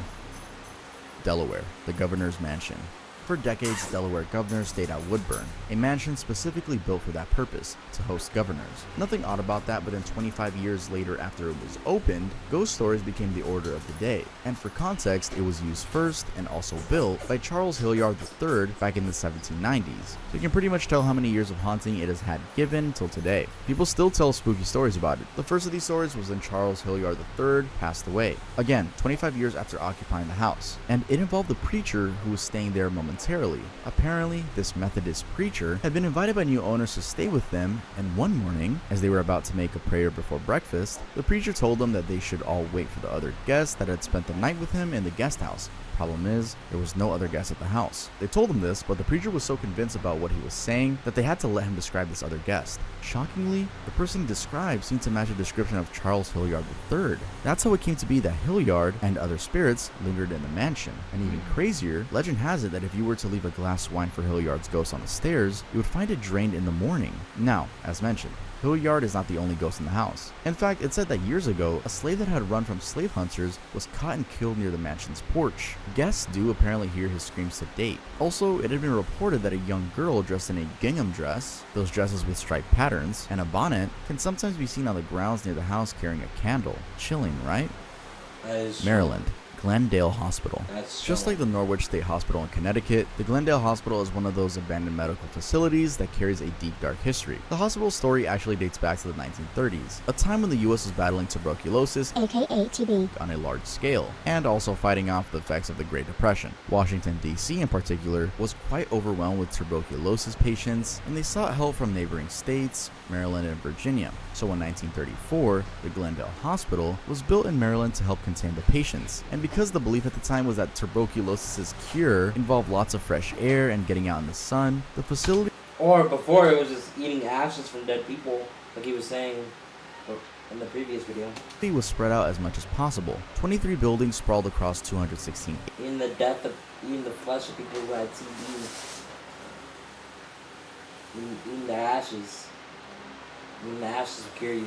Acres, rooftop gardens, and expensive lawns were done, again so patients could be in the sun. They also built underground passage tunnels for when the weather was harsh. Anyway, sometime in the 1940s, doctors figured out antibiotics were actually better at treating tuberculosis than sitting in the sun, and so patient admissions in the hospital dwindled. By 1960, it had been converted into something else, and just like the Norwich Hospital, it became an institution for the criminally insane. Then in 1982, it was shut down due to high levels of asbestos in the building. Legend has it that the place is haunted given all the history behind it. In particular, tuberculosis was quite a stigmatized disease back then, and given its effects, like coughing blood, some claim this is what bore urban legends. One of such is the Goat Man, a half-goat, half-man creature said to haunt the expansive grounds the facility sat on. And Goat Man actually has a fascinating story too, where it's claimed he was a result of an experiment gone wrong at Beltsville Research Agricultural Center. He chases teens, terrorizes lovers, and even decapitates dogs. Anyway, other claims of the hospital. Nah, we can't go in that area, bro. I can excuse the other stuff like messing with lovers and stuff, but come on, the dogs, bro. Leave my puppies alone. Leave my puppies alone. Why are you decapitating dogs? That's too far, dog. Include sightings of patients wandering around, apparitions of wild dogs, strange noises from deep inside the structure, and smoke from the crematorium. West Virginia, the Flatwoods Monster.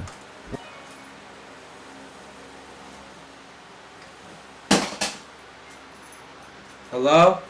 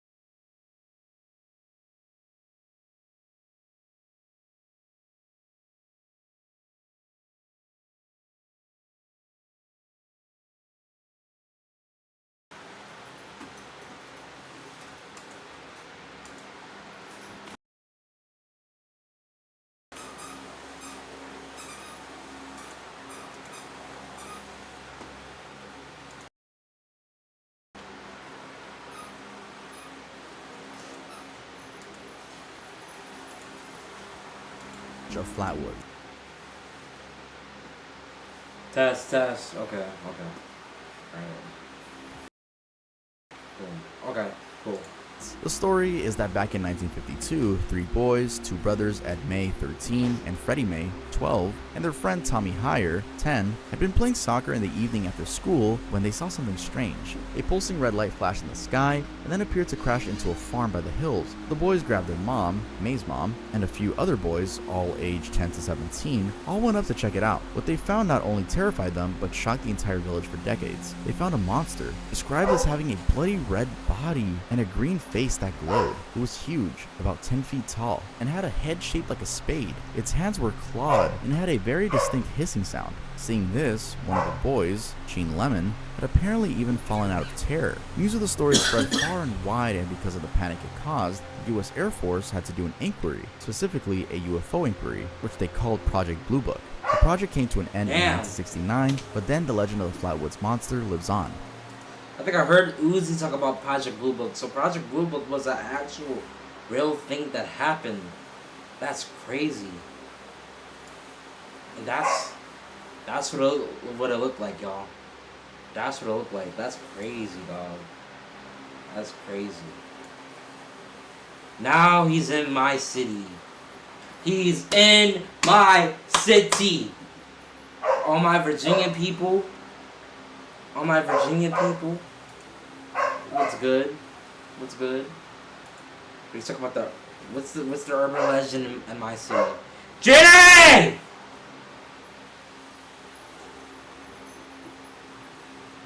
Come here, girl.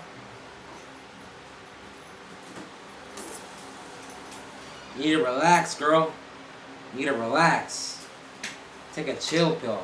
The whole chat can hear you barking. Virginia, Benjamin Mosby the vampire. In October 1925, Oh, just vampires? That's it? in a rather unfortunate incident, a tunnel, the Churchill Tunnel, collapsed, trapped, and killed railroad employees that had been inside. There were at least 4 people in there, and at the end of it all, 2 of those were said to have been left inside, alongside the steam engine they were using. The tunnel got sealed off. However, on the day of the accident, legend has it, from the debris, a creature had dug out and run away. Described as bloody with jagged teeth and skin hanging from its body, the creature apparently emerged from the ground, looking like it had been feasting on the bodies underneath. Nah, I didn't feast on the bodies underneath. Homie was just effed up from that bridge collapsing, and adrenaline made him survive. I bet you he didn't survive long though. And ran towards James River. It was chased down, and witness accounts said it disappeared into the mausoleum. Why was it chased down? Are y'all dumb? That's a survivor. That is a survivor. It's not a demon. It's a survivor. He's messed up from the bridge from on him. Leave him alone. Why are people so dumb back in the day? Of W.W. Poole in Hollywood Cemetery. Strangely, the mausoleum bears no date with just the year 1913 inscribed on the site. The suspicion is that the lack of date represents the vampire's immortality, though some say it was the year of the mausoleum's owner's wife's burial. Interestingly, fact was that William Wortham Poole, the man originally buried inside there, was a bookkeeper. However, after the vampire incident, suspicion became that he was a vampire all along. Some accounts, though, believe that Benjamin Mosby, one of the railroad workers to have been in the accident, was the vampire.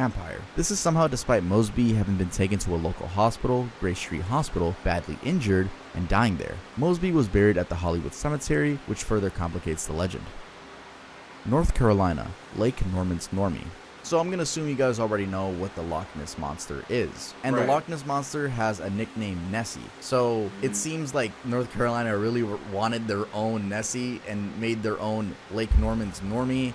So that's a little bit of context before we get into this one. It's said that Lake Norman was built on top of, among other things, a Revolutionary War battleground from 1781. Also a 1930s camp, old plantations, highways, homes, and even an abandoned airplane crash. It was also home to the indigenous people of the Catawba tribe for generations. It is thus no wonder that there have been many claims of weird things around the lake. For example, fishermen have claimed to encounter Normie, which, like I said before, is like their version of the Loch Ness Monster. As to what the monster looks like, some have claimed it has eyes that glow in the dark, and others claim it has enormous fins. I can't be the only one that when I think of the Loch Ness Monster, and I guess now Normie, I think of the dinosaur thing in the water in Mario 64. It's always what I think about. Most accounts, though, share the same idea that it's a giant creature that lurks underneath in the waters and has done so for decades. Then, in terms of where it came from, Gus Gustafson, one of the fishing guides in the area, is quoted saying it must have been a result of a scientific experiment gone wrong. Apparently, university biologists were trying to experiment with a genetically modified fish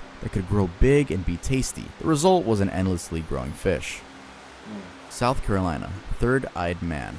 Paris has this really famous region known for its catacombs. They're basically underground burial sites from the past. They're so popular they've even made it to several documentaries. What most might not know, though, is that right here in the US, at the University of South Carolina, there are apparently some catacombs too, or at least that's what this legend claims. The story is that in 1949, 2 USC students saw a man dressed in silver opening a manhole and disappearing underground on campus grounds. Let me guess. They were white and investigated.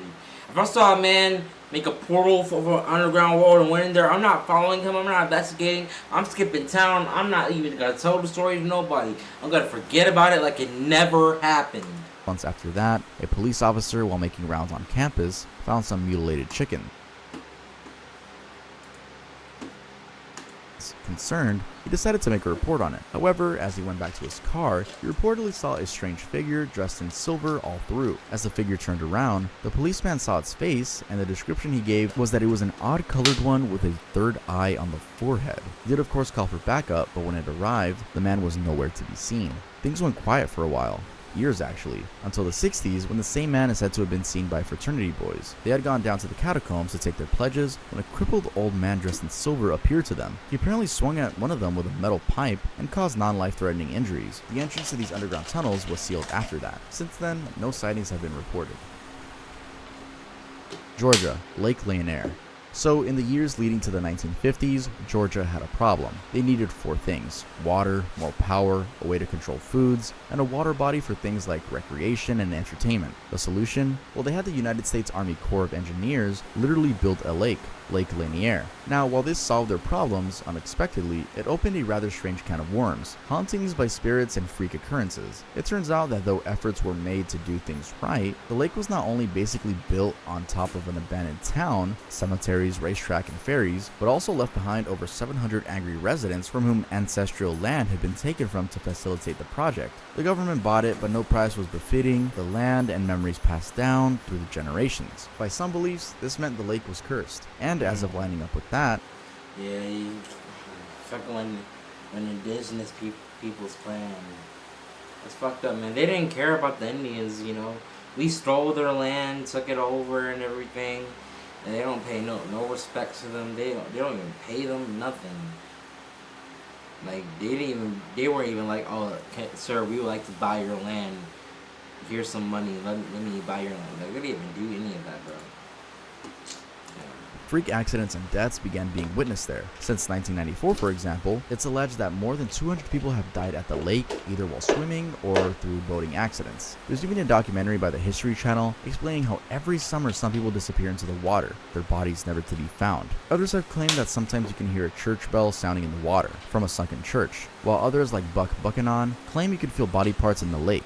That's in the sense that you reach out to the water and feel an arm or a leg that isn't moving.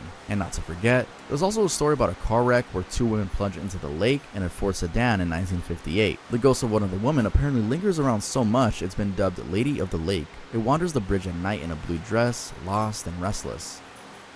Florida, Pensacola Lighthouse. Quite a few urban legends exist in Florida. However, the one I'm focusing on today is the Pensacola Lighthouse, the one and only lighthouse that is haunted among the 30 that exist along the 1,350 miles of Florida's coastline. Story goes that as of today, 6 ghostly spirits occupy the tower and have been experienced and proven to exist by a lot of people, mainly paranormal researchers. One is Ellen Mueller, a woman who grew up in the Bay Area and got married at the lighthouse, but then died while giving birth there. She bled to death. This was over 100 years ago in 1911. She haunts the museum adjacent to the lighthouse. Then there's Thomas and Raymond, 2 runaway slaves who were hung and buried at the property. They linger in the basement. Next, there's a man named Sam Lawrence, who had been a head keeper at the tower in 1877.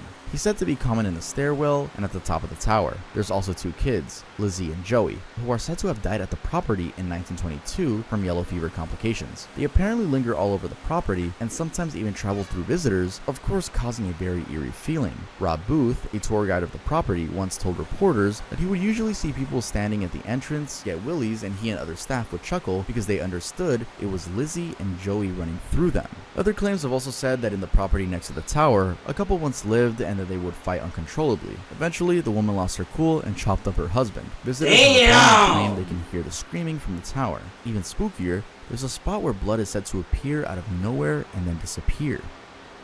Alright guys, that was it for this video. If you liked it, make sure to leave a like. If you're new to the channel, make sure to subscribe. Hopefully I could keep making more videos like this, like one blank in every state, making, you know, obviously morbid. But yeah, this is a really fun one to film. And actually, Brett, if you're not subscribed, actually subscribe because this took so much work. But with that being said, Ghost Stream Dream Capture will be out. It'll be out later this week, and then the full version will be out like in 2 weeks. But I'll see you guys next time I upload.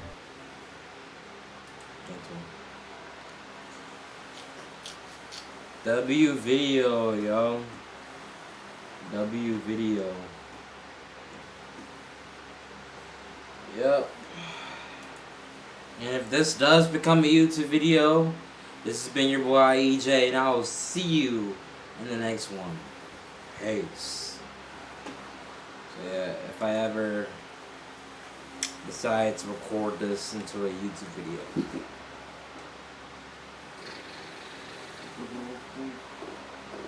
Yeah.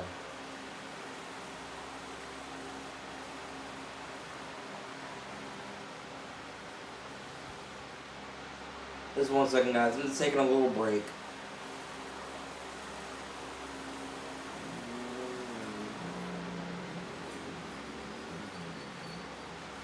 I gotta take my dog out. I can hear her crying.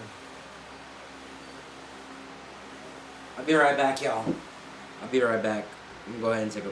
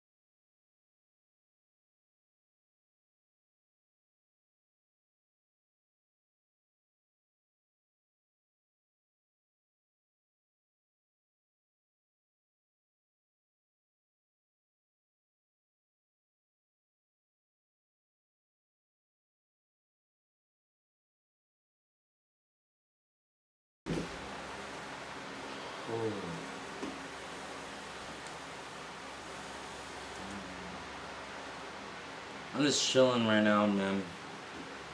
To be honest, I think I need to use the bathroom.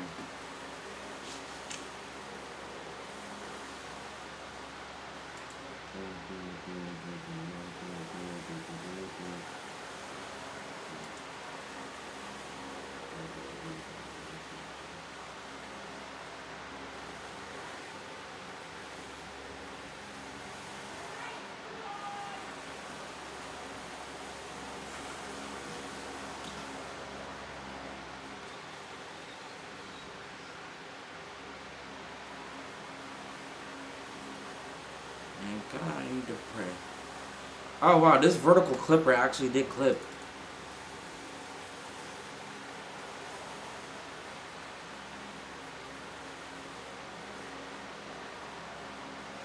Oh wow, but there's no microphone.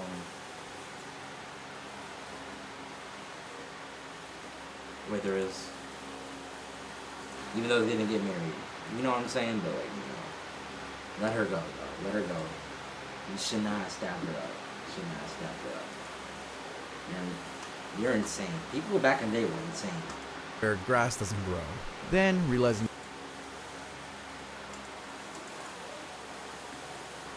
it's insanely creepy and quite sad. Oklahoma, the Hornet Spook Light. So the story for Oklahoma is that on June 3rd, 1924, a young mother was struck by lightning on a Tigris River. This was during a thunderstorm. So this backtrack clipper actually does work. That's so cool, dog.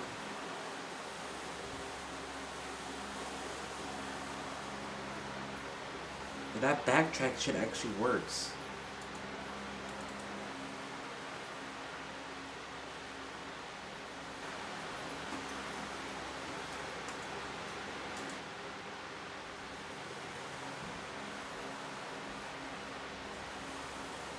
So that backtrack shit actually works.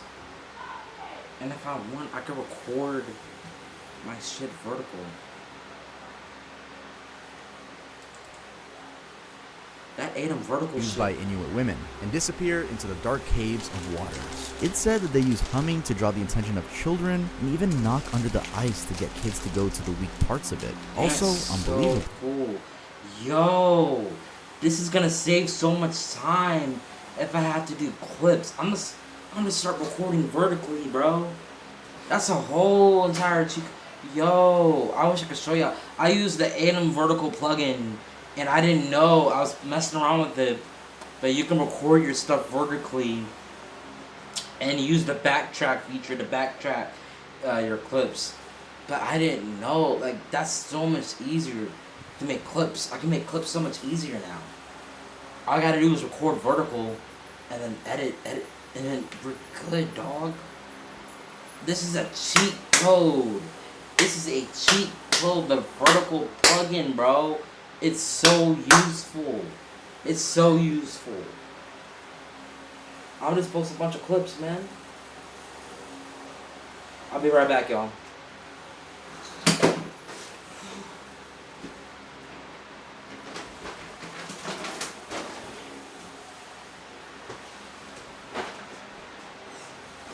What are you saying, Mom?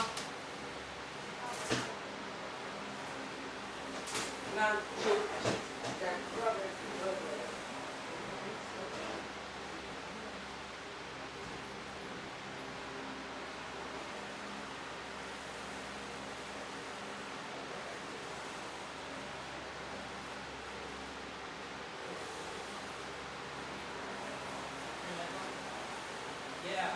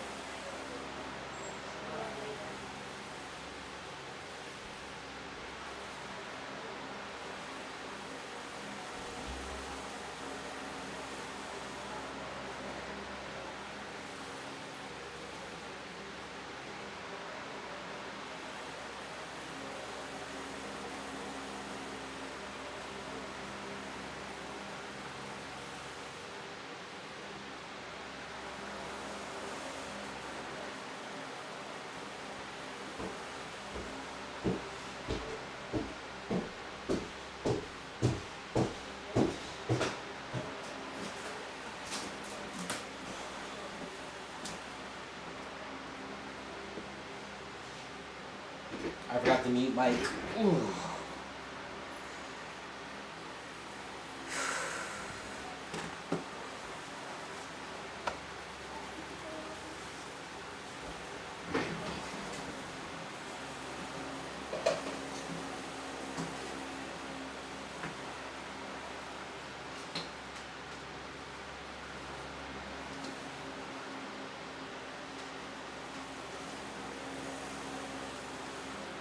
I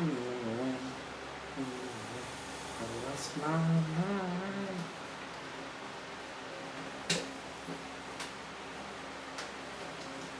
Does that make me crazy?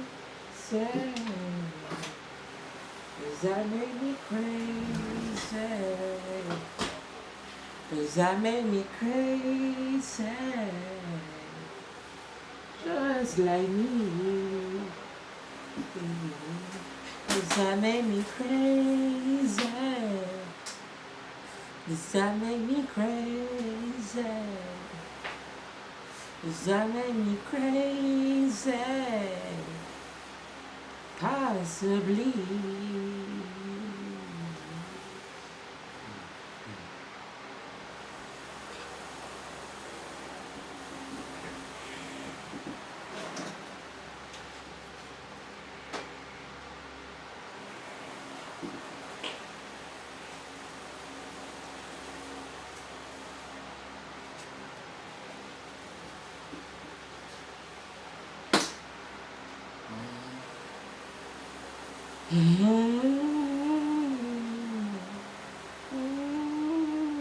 Used by Inuit women and disappear into the dark caves of waters. It's said and feed off their innocence in order to Kalupa leaks, trapping victims. And other claims about the Urson rat are that they are very to mention ours quite easily. Idaho, the water babies of Mass. I mean, not Alaska. Idaho doesn't exist. He says Idaho don't exist and Texas don't exist. They're just dimensions to areas we should even be in, bro. They're just dimensions and portals to areas we should even be in. He said that shit fake, bro. He said that shit fake. It's like a funny rumor, I guess. So if you're from Idaho, let me know down in the comments and let me know that y'all.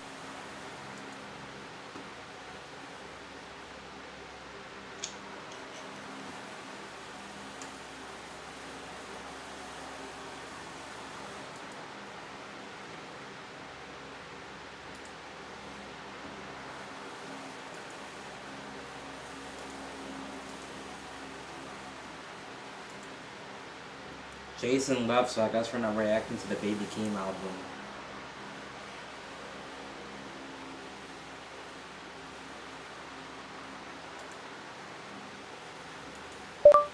How to sustain a longer duration of time on Backtrack on Atom Vertical plugin.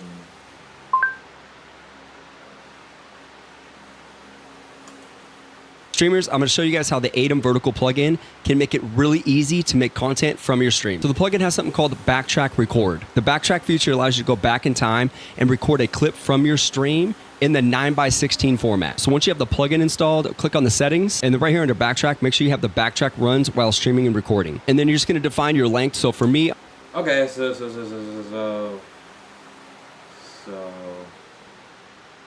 how do I go to settings? Settings. Backtrack, length recording. I'm gonna change that shit to 60 seconds. I'll change that to 60 seconds.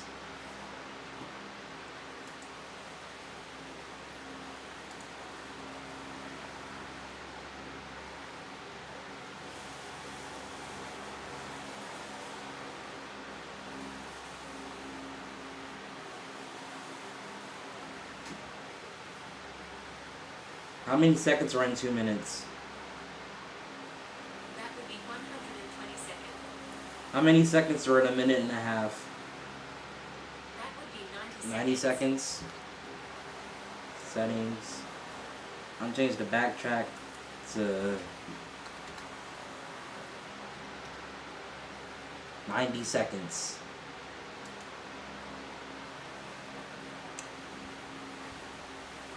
Because this backtrack feature is so fire, dog. I'm going to use 90 seconds. And then here you're going to set your recording path where those recorded files are going to be saved to. And the last thing to set up is a hotkey. For me, I'm just going to do F6. Now when I press F6, it'll go back and record the last 90 seconds that took place and save it into the destination that I told it to. And then if you want to take it a step further, you can integrate it within your Stream Deck. So to make this a button on your Stream Deck, you're just going to search for hotkey, drag that onto one of your buttons, and then down here, you're just going to assign it the same hotkey that you originally set. So for me, it's going to be F6. Once again, this tool is going to make it really easy for you to make content from your stream for things like TikTok, Instagram, and YouTube Shorts. Streamers, I'm going to... That's so easy, dog. That's like a hack. That shouldn't even be allowed to exist. That shouldn't even be allowed to exist, dog. Did y'all hear that? That shouldn't even be allowed to exist. That shouldn't even be allowed to exist.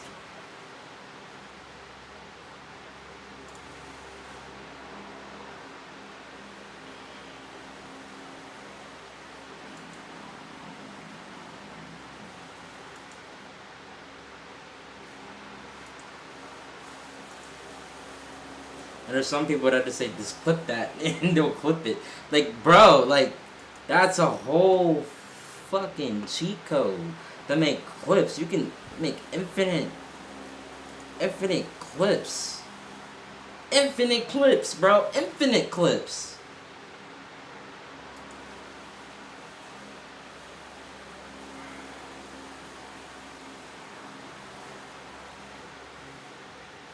Are any of these backtracks good?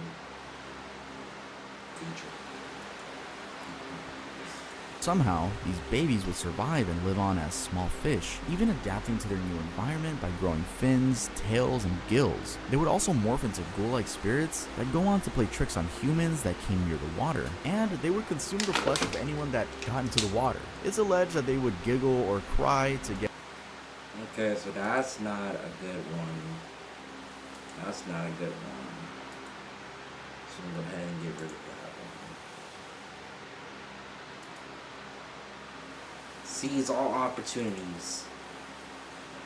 First made the babies angry, and so their spirits seek vengeance. It is said that till today, they're... I need to talk more. Especially in the early morning, or just beneath the water, pulling in like boat accidents. Utah Skinwalker Ranch. Ooh. In 1996.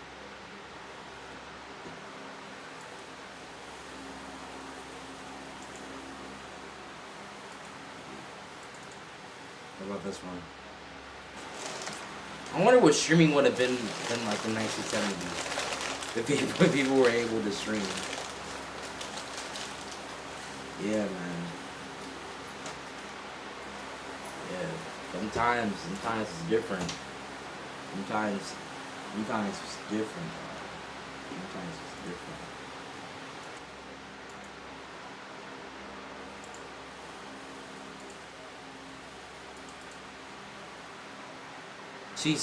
She's still married to that man, you know. Technically, she's still married to that man, even though they didn't get married. You know what I'm saying? But like, you know, let her go, though. Let her go. You should not have stabbed her up. You should not have stabbed her up. You're insane. People back in the day were insane. Where grass doesn't grow. Then realizing. But this feature is gonna be so handy because like, I don't have to go back and make clips. The clips will already be made, dog. Insanely creepy and quite sad. Oklahoma, the Hornet Spooklight. So the story for Oklahoma is that on June 3rd, 1924, a young mother was struck by lightning on a horse carriage crossing a bridge past the Verdigris River. This was during a thunderstorm and she was thrown to the ground with her carriage, horses, and the baby. Now, though she couldn't see her baby, she could hear the baby crying. That's not a good clip.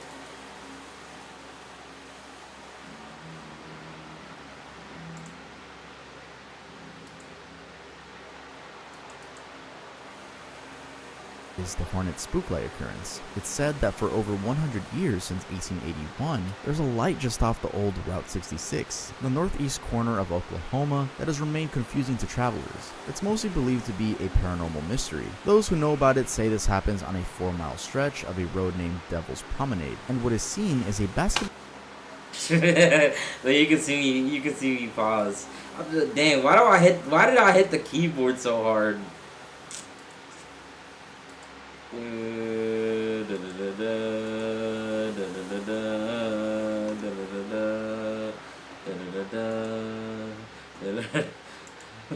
I hit the keyboard so damn hard, bro. Cemetery, this chair sits between 2 unmarked graves, and apparently, if you sit on it, you had luck. Unmarked graves. Unmarked graves. Stop hanging out in an area with unmarked graves, bro. Or even death might follow you. Some say that if you are psychic and sit on the chair, you might hear the dead talking to you.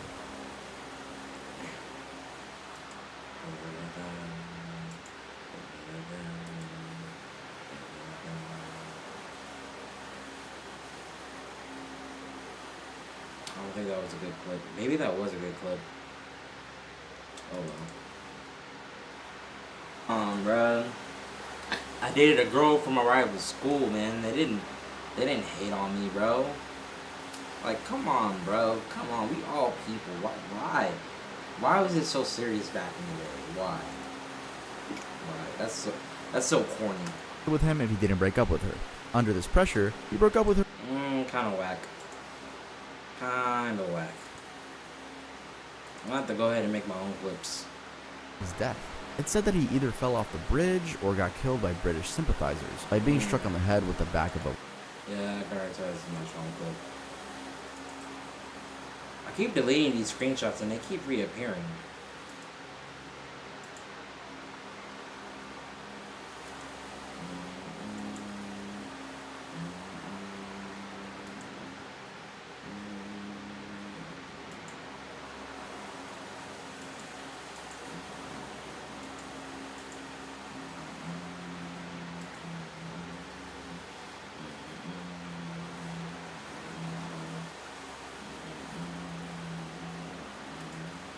I'm gonna keep these three. These three go hard.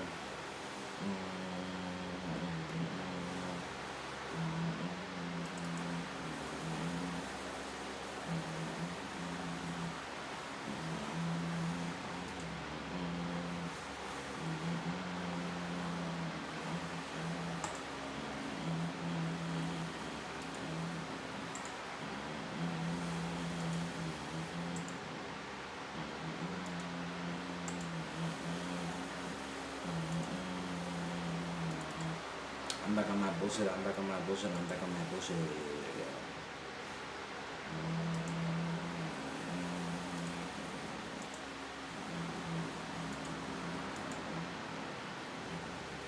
So now I understand how Queso does it. I was like, how does Queso do his clips? Y'all all just using the vertical plugin, bro. Like I hope someone like watches this video back about how people make plugins, bro. EJ broke the code, bro. Just use the vertical plugin. Just use the vertical plugin, bro.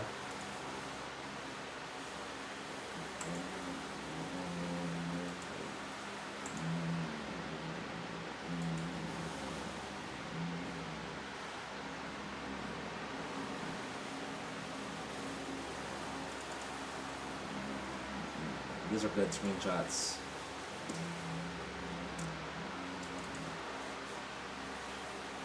Wait. It's like a funny rumor, I guess. So if you're from Idaho, let me know down in the comments and let me know that y'all actually exist. Anyway, we're not going to be talking about that theory that Idaho doesn't exist, but we are going to be talking about a much, much creepier urban legend, the Water Babies of Massacre Rocks. So right outside Pocatello town in Idaho,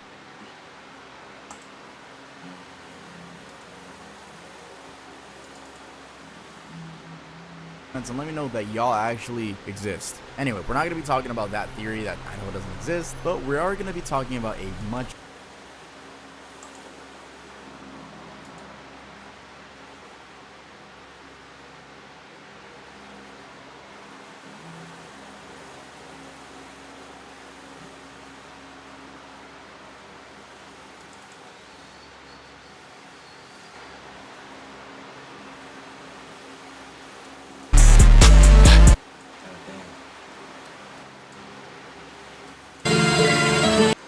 gonna get copyright too. Oh shit.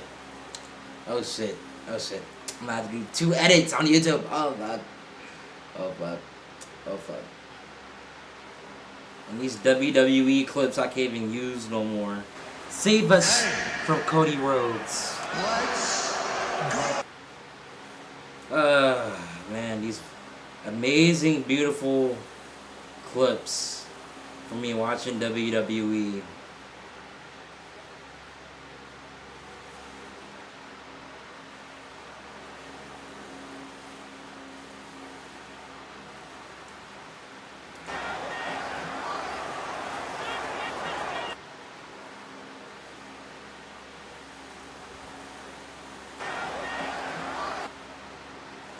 Crazy turn, an attempt from Cody turned into an RKO.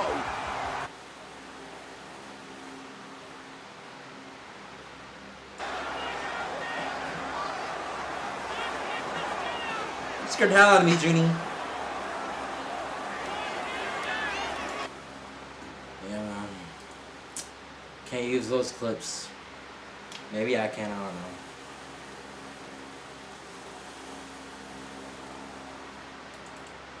What I do know is I got some pain in my right ear.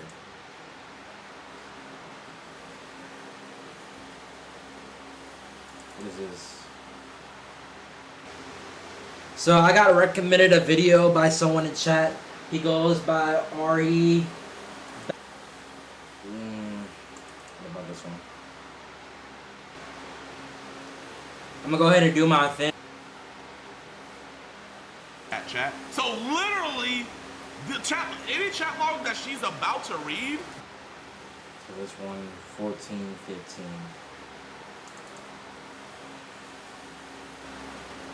Yeah, so.